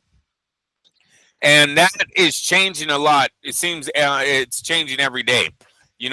First it was the Barrios rematch. Then the rematch goes away. Then it was Rolly Romero. And now you have Ryan Garcia out there saying, bring me Rolly. I want the rematch. I'm going to knock him out, yada, yada, yada.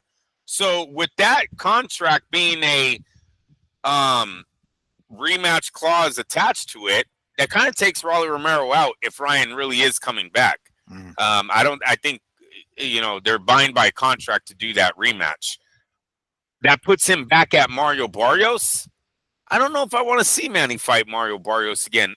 To be honest with you, I don't really want to see Manny fight at all. But if he did, we got to get him. He needs a fight to put him in retirement, right? And I just don't think it's going to be the Barrios fight. Wait, what do you mean put him in retirement? Like give him a big payday. Give him big paydays, Right. And there's not too many. There's only one opponent right now that can do that. That's free, and that's Floyd. And Floyd's not on social right now. I don't know where he's at. It really seems like Floyd's dropping the ball. If he really wanted to make one comeback for the Manny Pacquiao rematch, he really has been quiet since Manny called him out, since Manny's draw decision of Barrios. He's been so quiet. It's like, dude, you have fucking financial problems. Everyone's saying it. When there's smoke, there's fire, right? Mm-hmm. You don't even flaunt as much shit as you used to. So we all know something's up, and it's not a bad thing. It's just like, bro, why are you passing this dollar up? Mm-hmm. And you can help us out with the Netflix deal. Yeah, I'm going to be a little selfish.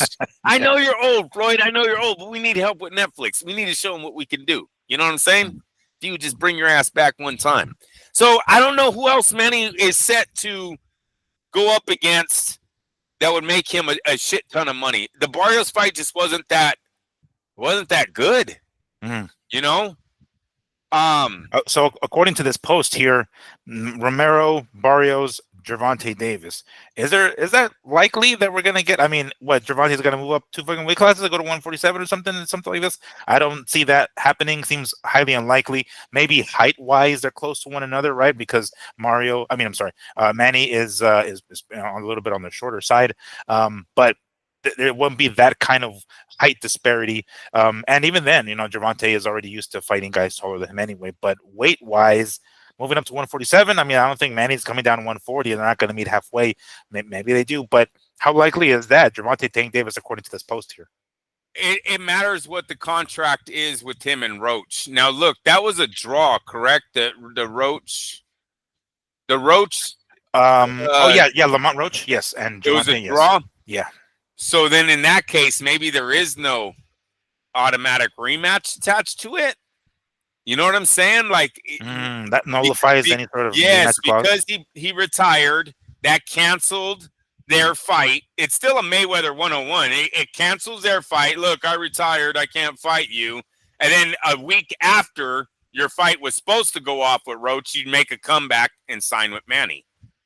Now Roach can't sue him, right? Because he was officially retired when you guys are supposed to fight. Yeah. You get what I'm saying? Yeah. So that looks, I mean, maybe that's why. I guess what I'm trying to lead to is maybe that's why Gervonta did retire, was because the fight with Manny is, I mean, look, that's the kind of money I'm talking about, putting Manny in retirement, right? This is one of the bigger pay-per-view draws that we have. I know his last two sucked, but when you combine all of his pay-per-views together, he's one of the more significant pay-per-view sellers that we have. With that being said, that means it will be PBC driven and probably put on Amazon, right? We're not going to be put on Netflix, which I don't like, because I got to tell you, PBC guys, pay-per-view is fucking dead. It just is. It's not, there's no money there anymore. No one's buying it. Dude, everybody I know is streaming, bro. Like, it's getting real bad, Miguel. Like, I want one of those things now. I'm going to just come out and say it. I've found a source on Facebook that I will not reveal, but he's a little pricey. I'm like, shit, man. Let me go ahead and sell some of these action figures I got here so I can fucking go ahead and pay for one of these. But I hear you. Like, bro, guess what? I wasn't able to watch again on Friday night. Was it Friday night? No, Saturday. I was playing baseball. It was Saturday. Guess what? What do you think Andrew didn't get to watch on Saturday? Oh wait, it was Thursday night. Preseason. Yes. Thursday night fucking Raider game, Miguel. Guess what they weren't showing in Tracy, California. But guess what I got to watch today at 10 a.m.? The LA fucking Chargers. Because there's hella LA Charger fans in the fucking valley. Oh, baby blue Charger jerseys? They're everywhere out here. Fucking joke. It's a fucking joke. So, yeah, dude, I was livid again Thursday night. Fucking Mark Davis is a piece of shit. We can't even get a fucking preseason game, bro. Are you serious right now? They won't even show the Raider fans. The old Oakland Raider fans can't even get a preseason game. We need to buy we need to buy whatever the fuck they're selling, right? Fuck that. I'm going illegal. How about that? You have driven it to me. Yes. No, that's you have. Trust me, for many years, they have pushed me in this direction. That's the only reason I do it, quite frankly. I don't want to say the only reason I do it, but it's one of the main reasons. Did you hear football? You have to buy like 7 platforms this year to watch all of it. Yeah. Man. Dude, or you buy like their ticket for $480, I guess is the total. Yeah, for $480, you can buy the NFL ticket, or for like 7 different platforms you have to buy to watch all the football. So $480 for one flat fee for the rest of the season, for the whole season. For the whole season, yes. Yeesh. And that's on top of your cable bill, bro. Oh yeah, that's right. On top of your regular subscribe whatever deal plan. Oh, that's who's that with? Who's that? Is that with like who? The cable provider. Yeah, we have Xfinity. I think we have Xfinity up here. Yeah, or for $250. Maybe you catch me, maybe you don't. How about that? Yeah. I'm not the provider. I'm just one of the viewers. Okay, Hey, you guys, you greedy asses have driven me to it. Now I'll be promoting it as soon as it works. Yeah, right. Because I've tried buying some and they have failed. So I will say that. But the most recent one that I found, I'm like, oh shit, what? You can split screen? Oh, what the fuck? You could do that. I'm like, oh my gosh, my mind is blown. I might have to sell some of my fucking shoes or something, so my wrestling action figures to fork up the cash for this. But damn, that sucks, man. I didn't realize. I mean, I know you would have to. I mean, I was never really a humongous football fan, but realizing, NFL in particular, of course, but realizing that so many different channels, I just figured, well, fuck it, we'll just flip over one of these channels and watch whatever game you want. But if they're not airing the one that you want to watch, you're kind of screwed. You are definitely screwed. Yes, sir. Damn. So back to Manny. Apparently, Manny Pacquiao's coming back in December. That's kind of cool. I'm down to see him one more time. I know that a lot of people were thinking that maybe it's time. Are you down to see him against Gervonta Davis? What are his odds of beating Gervonta Davis, bro? Yikes. Not great. I don't think. I don't think.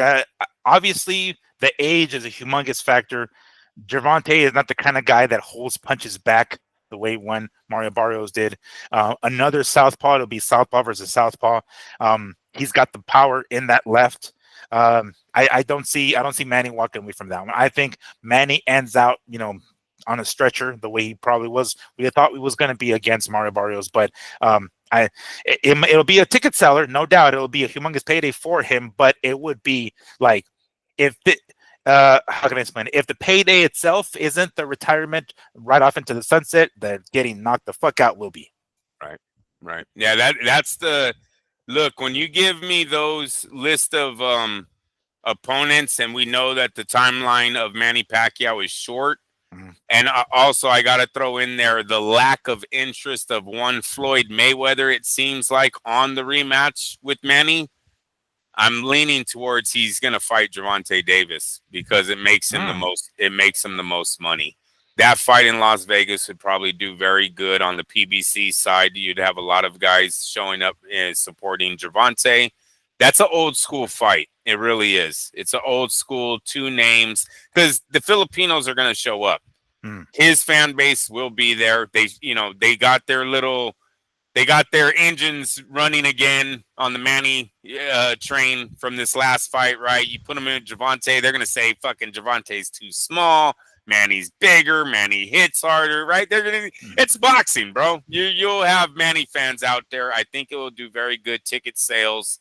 I see the fight doing good financially. Pay-per-view, I don't know. Look, Manny's old enough to where maybe enough of us old school heads will buy into this pay-per-view thing that makes them a little bit money, but you're going to see a lot of people still illegally streaming the thing. So I don't know how pay-per-view will do, but it makes Manny, I believe, the most money out of those opponents that you just named off. Because really, you guys, a belt does nothing for Manny at this age.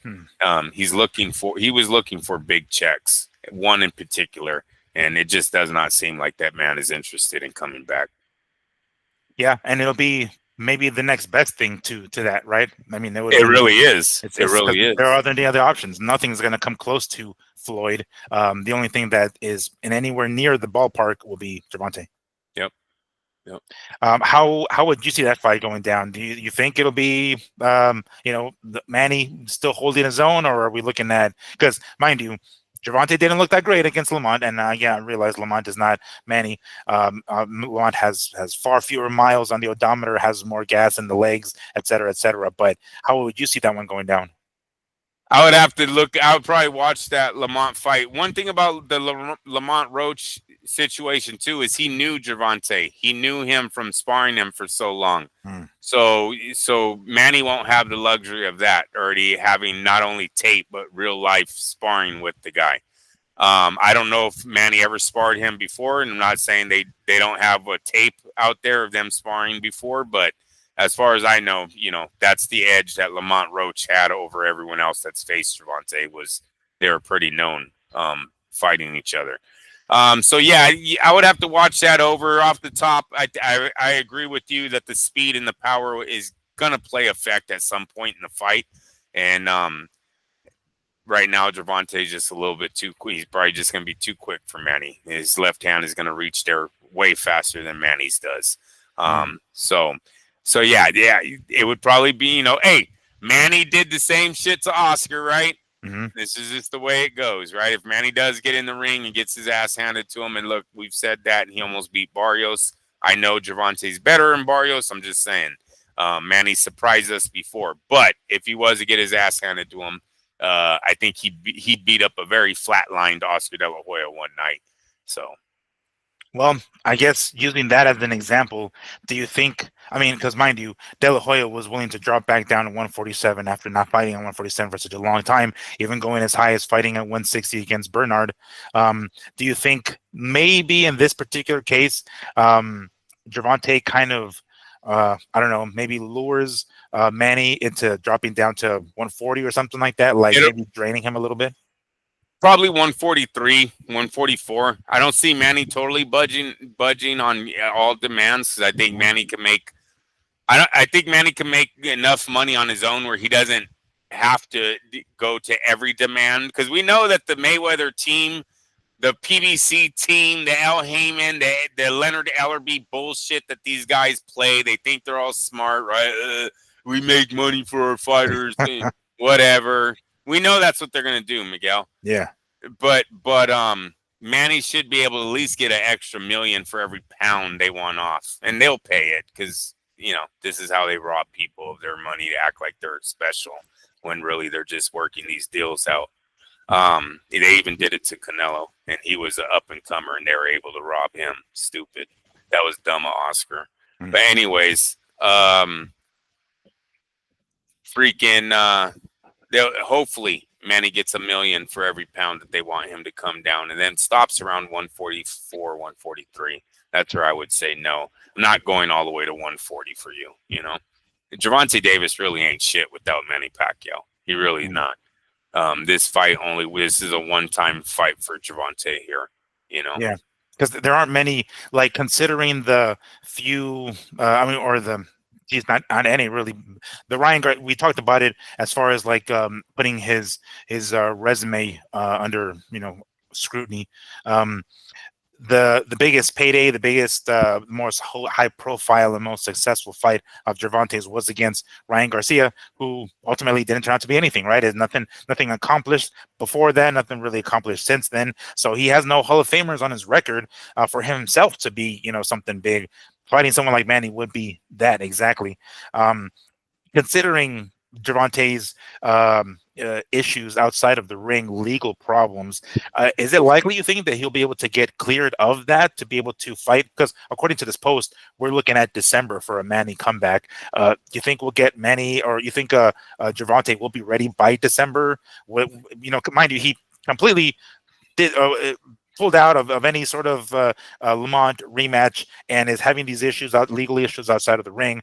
And who the fuck knows when the hell he'll be coming back? Everybody from Timothy Bradley to us saying, yeah, Tank is gone. He's out. He's checked out. He's pretty much done for. But now he might come back by December. Seems a little unlikely. Like, which is it? We got to pick a lane. Is he ready? Would it be down to have Manny to fight Manny in December, or is he checked out really? It really depends on if the woman who's charging Gervonta, if she's willing to drop the charges, or did the DA pick up the charge and says, no, we don't need her. We have enough evidence to run this guy on our own, because there's a videotaping of it. There's a 911 call. We don't know what's on that 9. How do you know Gervonta in the back going, shut up? And you hear that, yeah. Right? And, oh, shit, that's all on tape, right? And then he's fucked. Okay, so we don't. Yeah. My name is Gervonta Davis. I live in so and so and so. All right. Gervonta just hit her. We don't know what's on the tape. Right, call me Tank. My name's Tank. Call me Tank. Hey, call me Tank when you address me. Fuck. So that I don't know what's going on that side. Look, most of the time, Miguel, these women know to drop the charges, because these men They're not making this money unless they fight, unless they catch a ball, unless they shoot a 3-pointer, right? They're not making millions of dollars. So I'm going to leave your punk ass anyways. You got to pay me and my baby though. So go make that money. And I'm filing for divorce. I'm filing for alimony, but you can go make that money. I let this didn't mean shit. Didn't mean shit. Yeah, got the ice pack. It's like, it's okay. You go ahead and go fight. I'm alive. I'm about to be paid. You go ahead and do your thing. You didn't break my nails. I get them done next week with all the money you're gonna send me. I'll take That's right. Hey, it's not her fault. It's not any of their faults, right? Well, if it's true, it's true. Well, no, it probably hit her. We know Davis, bro. We've seen him do this shit before. He's been in cases. The guy fucking ran into a pregnant lady and then ran, Miguel. That's the character we're dealing with when we're thinking. Don't think Gervonta's there's a good person hiding in there. He literally T-boned someone and then ran. You mean the tattoos on his neck isn't revealing the good person that he is?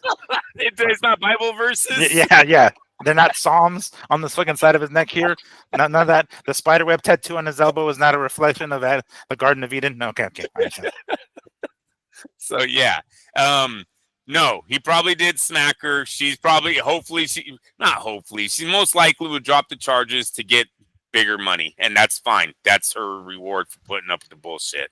So yeah, that's where I'm at with that. This fight can be made as long as he gets her to drop the charges. All right. That sounds good. All right. Well, and really, yeah. Did we hear of him? Was he arrested that day? I don't remember. We'll have to look back into that. We'll have that in the next Wednesday or whatever. I want to say he was. And I mean, don't quote me on that. I'm not entirely sure right offhand, but I want to say he was. I could have sworn that was part of the topic of our show that day. Okay. One of the topics, at least. All right. So, on the subject of lying, turns out that there's already heavy rumors going around that one Anthony Joshua is going to be making his return to the ring. Well, surprise, fucking surprise, right? Now, we did put on our tinfoil hats a few weeks ago, thinking maybe his retirement was some sort of loophole he can get around to possibly fighting somebody like Jake Paul. Well, there's a lot of that going around because I've heard everything. I've heard, what was it, Eddie Hearn saying, yeah, chances are we can't make the fight in the U.S. anyway, so we're probably going to go out in the fucking UK and the other way around, sorry. Probably can't make the fight in the UK because chances are, according to, I'm going to read this quote here. First off, Anthony Joshua versus Jake Paul, ? No guarantee the British Boxing Board of Control was sanctioned about. Eddie Hearn goes on to say, no guarantee that Anthony Joshua versus Jake Paul would be licensed in the UK as a professional boxing bout. Organizers would have to apply to the British Boxing Board of Control to consider it if it were to take place. The fight would most likely take place in the US anyway, according to Eddie Hearn. So it looks like any sort of potential fight with Jake Paul and Anthony Joshua is going to take place in the US. However, we're going to have to put a pause on that because apparently there's a very, very real possibility that we're going to see Anthony Joshua against somebody else first. Now, who are we talking about? And when I saw this, I was like, who? ? Tony Yoka. Who the fuck is Tony Yoka? I don't know. I had to look him up. But hey, you know what? That's exactly what we do here. We look up these guys because we don't know who the fuck they are. But Tony Yoka, 2016 Olympic gold medalist in the super heavyweight division. He is, I believe, let me see here, French. He's from Paris, France. He is 33 years old with a record of 17 total fights. So 14 wins, 3 losses, 11 wins by KO. One of those losses was to Martin Bakole, and those 3 losses were all decisions, so he wasn't knocked out. And he these 3 fights, these 3 losses were back to back to back.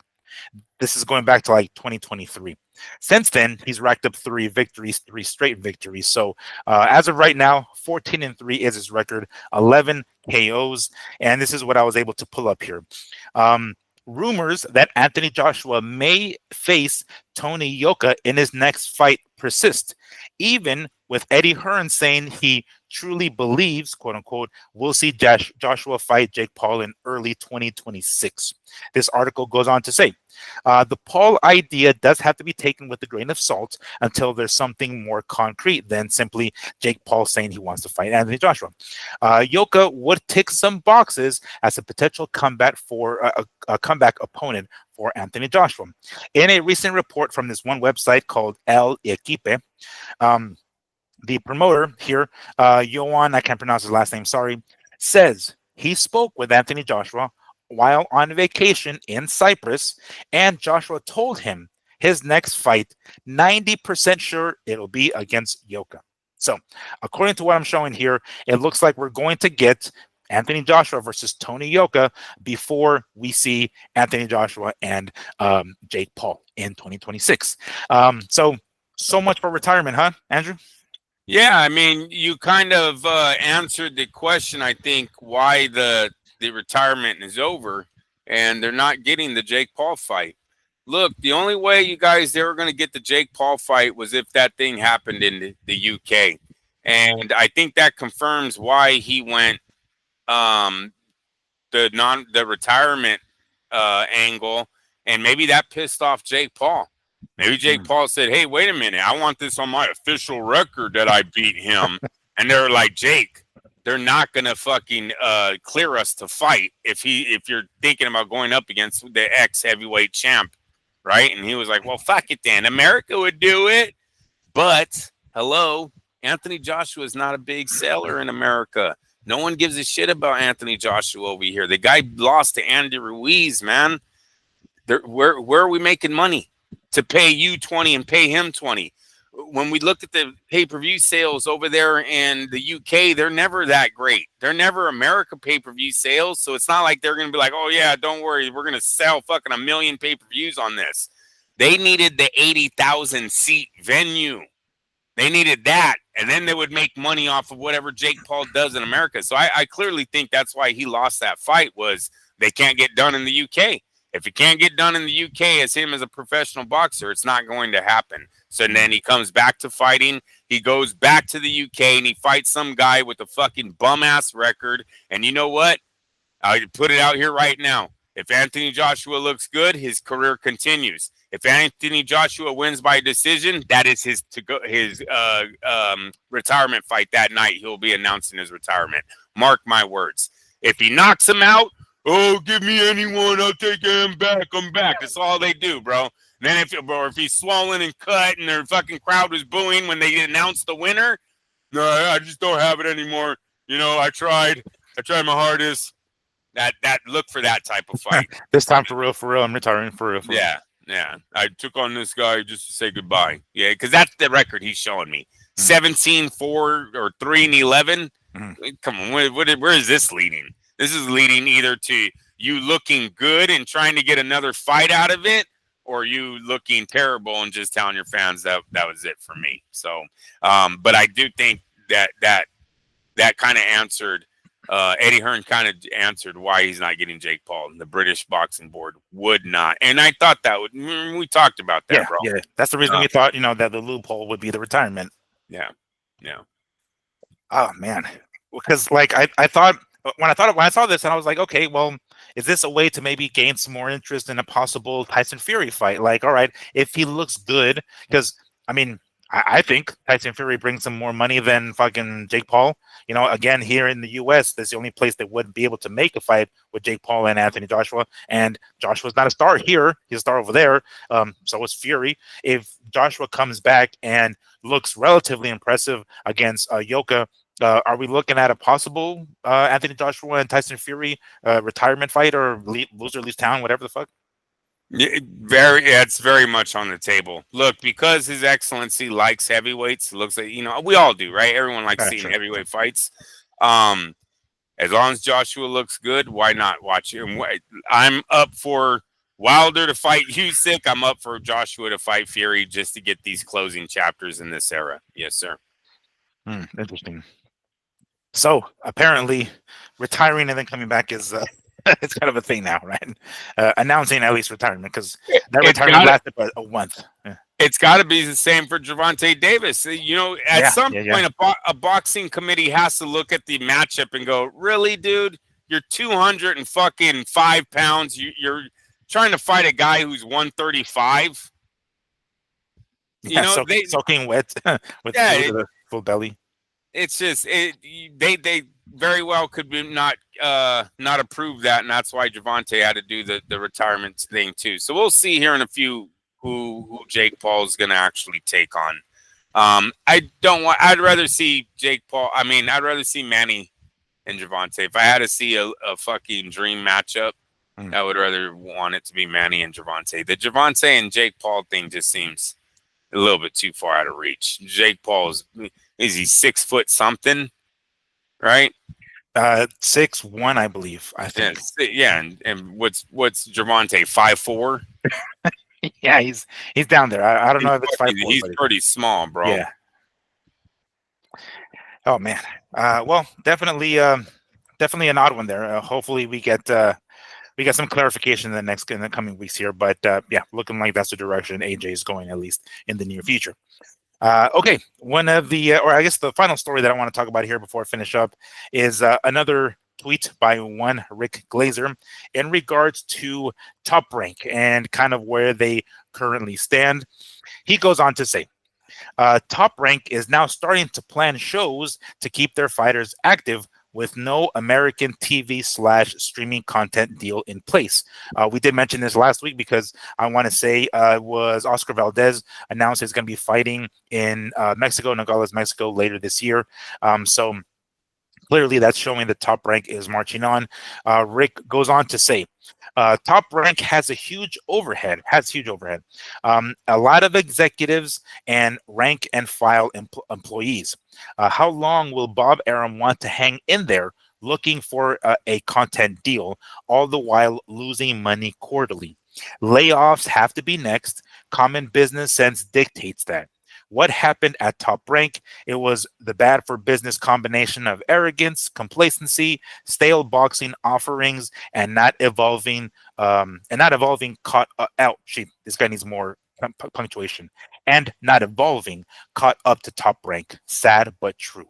So according to what Rick Glazer is saying, he's unsure how much longer that Top Rank can hang in there with Bob Arum with no TV/streaming service deal in place. However, it clearly looks as though they're going to continue to put on boxing cards, meaning they are going to still need staff, although chances are layoffs are coming in the near future. And according to what Rick is saying, the primary reasons we're in this position with Top Rank is a combination of their arrogance, their complacency, the stale boxing cards that they've put on, and not evolving fast enough. Any truth to that? Do you think any one of those? I mean, maybe the boxing cards part is accurate. I don't know about not evolving fast enough. I mean, they were on ESPN Plus, which is a streaming service, so they had an avenue there. Arrogance? I don't know where people get that from, but what do you think of that? Yeah, I don't know if I would have blamed in the last 10 to 15 years. I think this is like one of the first times I don't agree with what Rick is saying there. We all know that Top Rank's fighters were held out by the PBC, right? We know Manny Pacquiao's career was stalled by them. Mikey Garcia jumped ship. Mikey showed his true colors when Bob put a lot of money and effort into making him a household name. He bails on them. Eureka's Gamboa bailed on them after they put a lot of money into making him somewhat of a name, a household name, ready for a big fight. I don't know if you can really blame Bob on that part. There was a company out there that was buying souls. They're buying fucking, guys' careers. None of those guys are remembered today. They don't even want to be on Topps cards. Whether they want to be or not, they are not going to be. They're not going to be. So, and I think we always told them that they just weren't listening. So I don't know. Look, Bob told everyone that he's in talks with people. I don't know why we would think that he's lying. Top Rank is a very big company with good content. I don't agree about boring cards. I think all of their cards got extremely good fighters that he's got. Not trying to sound racist, but he'll have Mexicans. He has African Americans, Mexican Americans, African Americans. You know what I'm saying? All on the same card. I actually enjoy all of Top Rank's cards on ESPN. The Japanese fighters that he brings on, obviously, Inoue being the number one guy, but even when he brings those cards over, he's international, I guess what I'm trying to say, right? We all know his connection to Eastern Europe. He has all those guys flowing through. So no, I think a streaming app, DAZN or something, be very interested in Top Rank when you're a global company. He's got global fighters that are actually names, So don't really agree with that tweet. I think Top Rank's fine. I think they're just looking at what gives them the best future. Look, we all know Bob is close to signing his final deal, right? This is where he's going to leave his company. This is it. I don't see it happening again, Miguel. Let me make this clear. Yeah, he can't be signing another 8-year deal the way he did with fucking ESPN, right? It might be a 5-year deal, bro.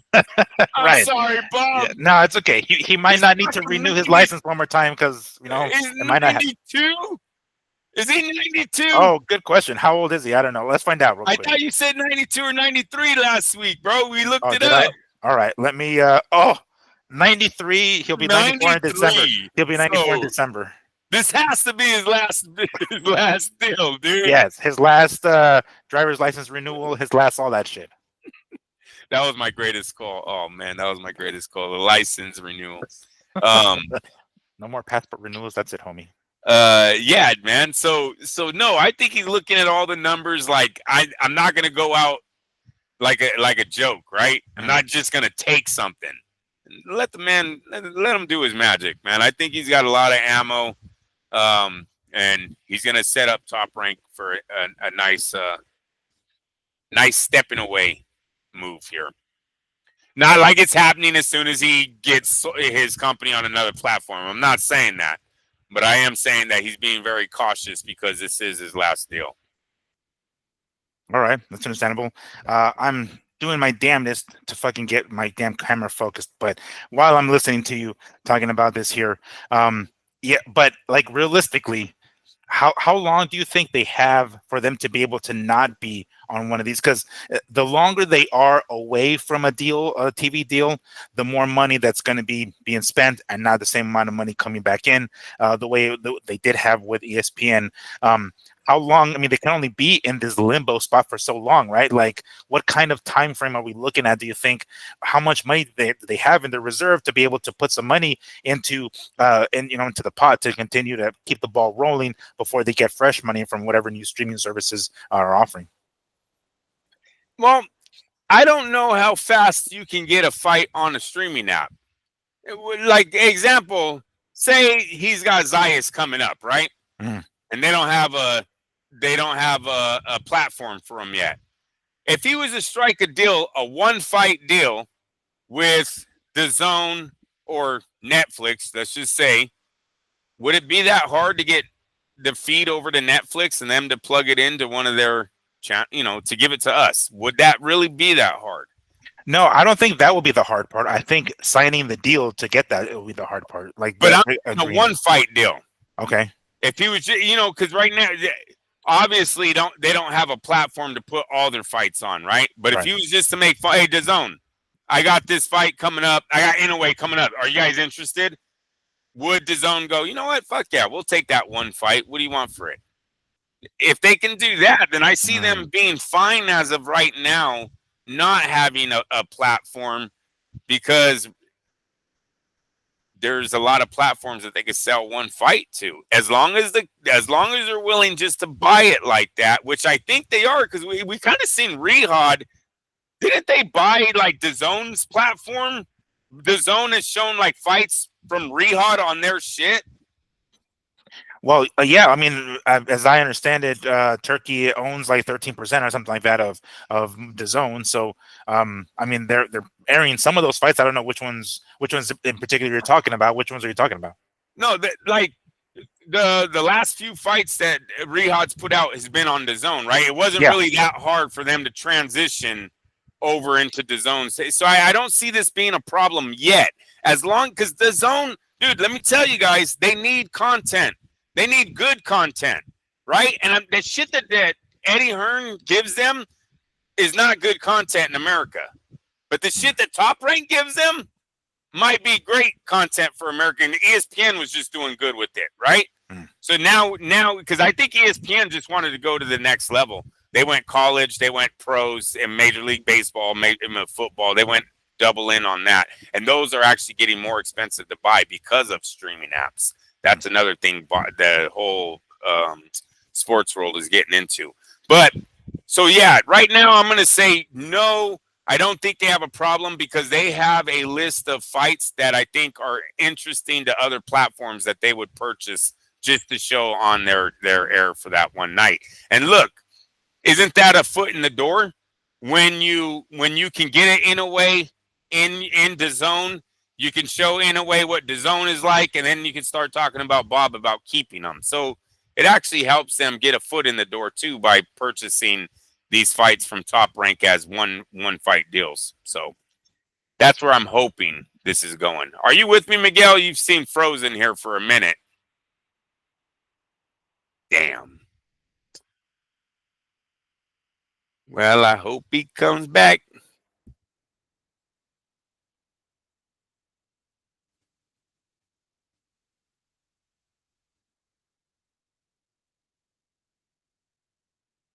Well, Miguel looks stuck right now. I know he's going to probably text me. Might be the end of the show. We're getting down here to the end anyways, guys.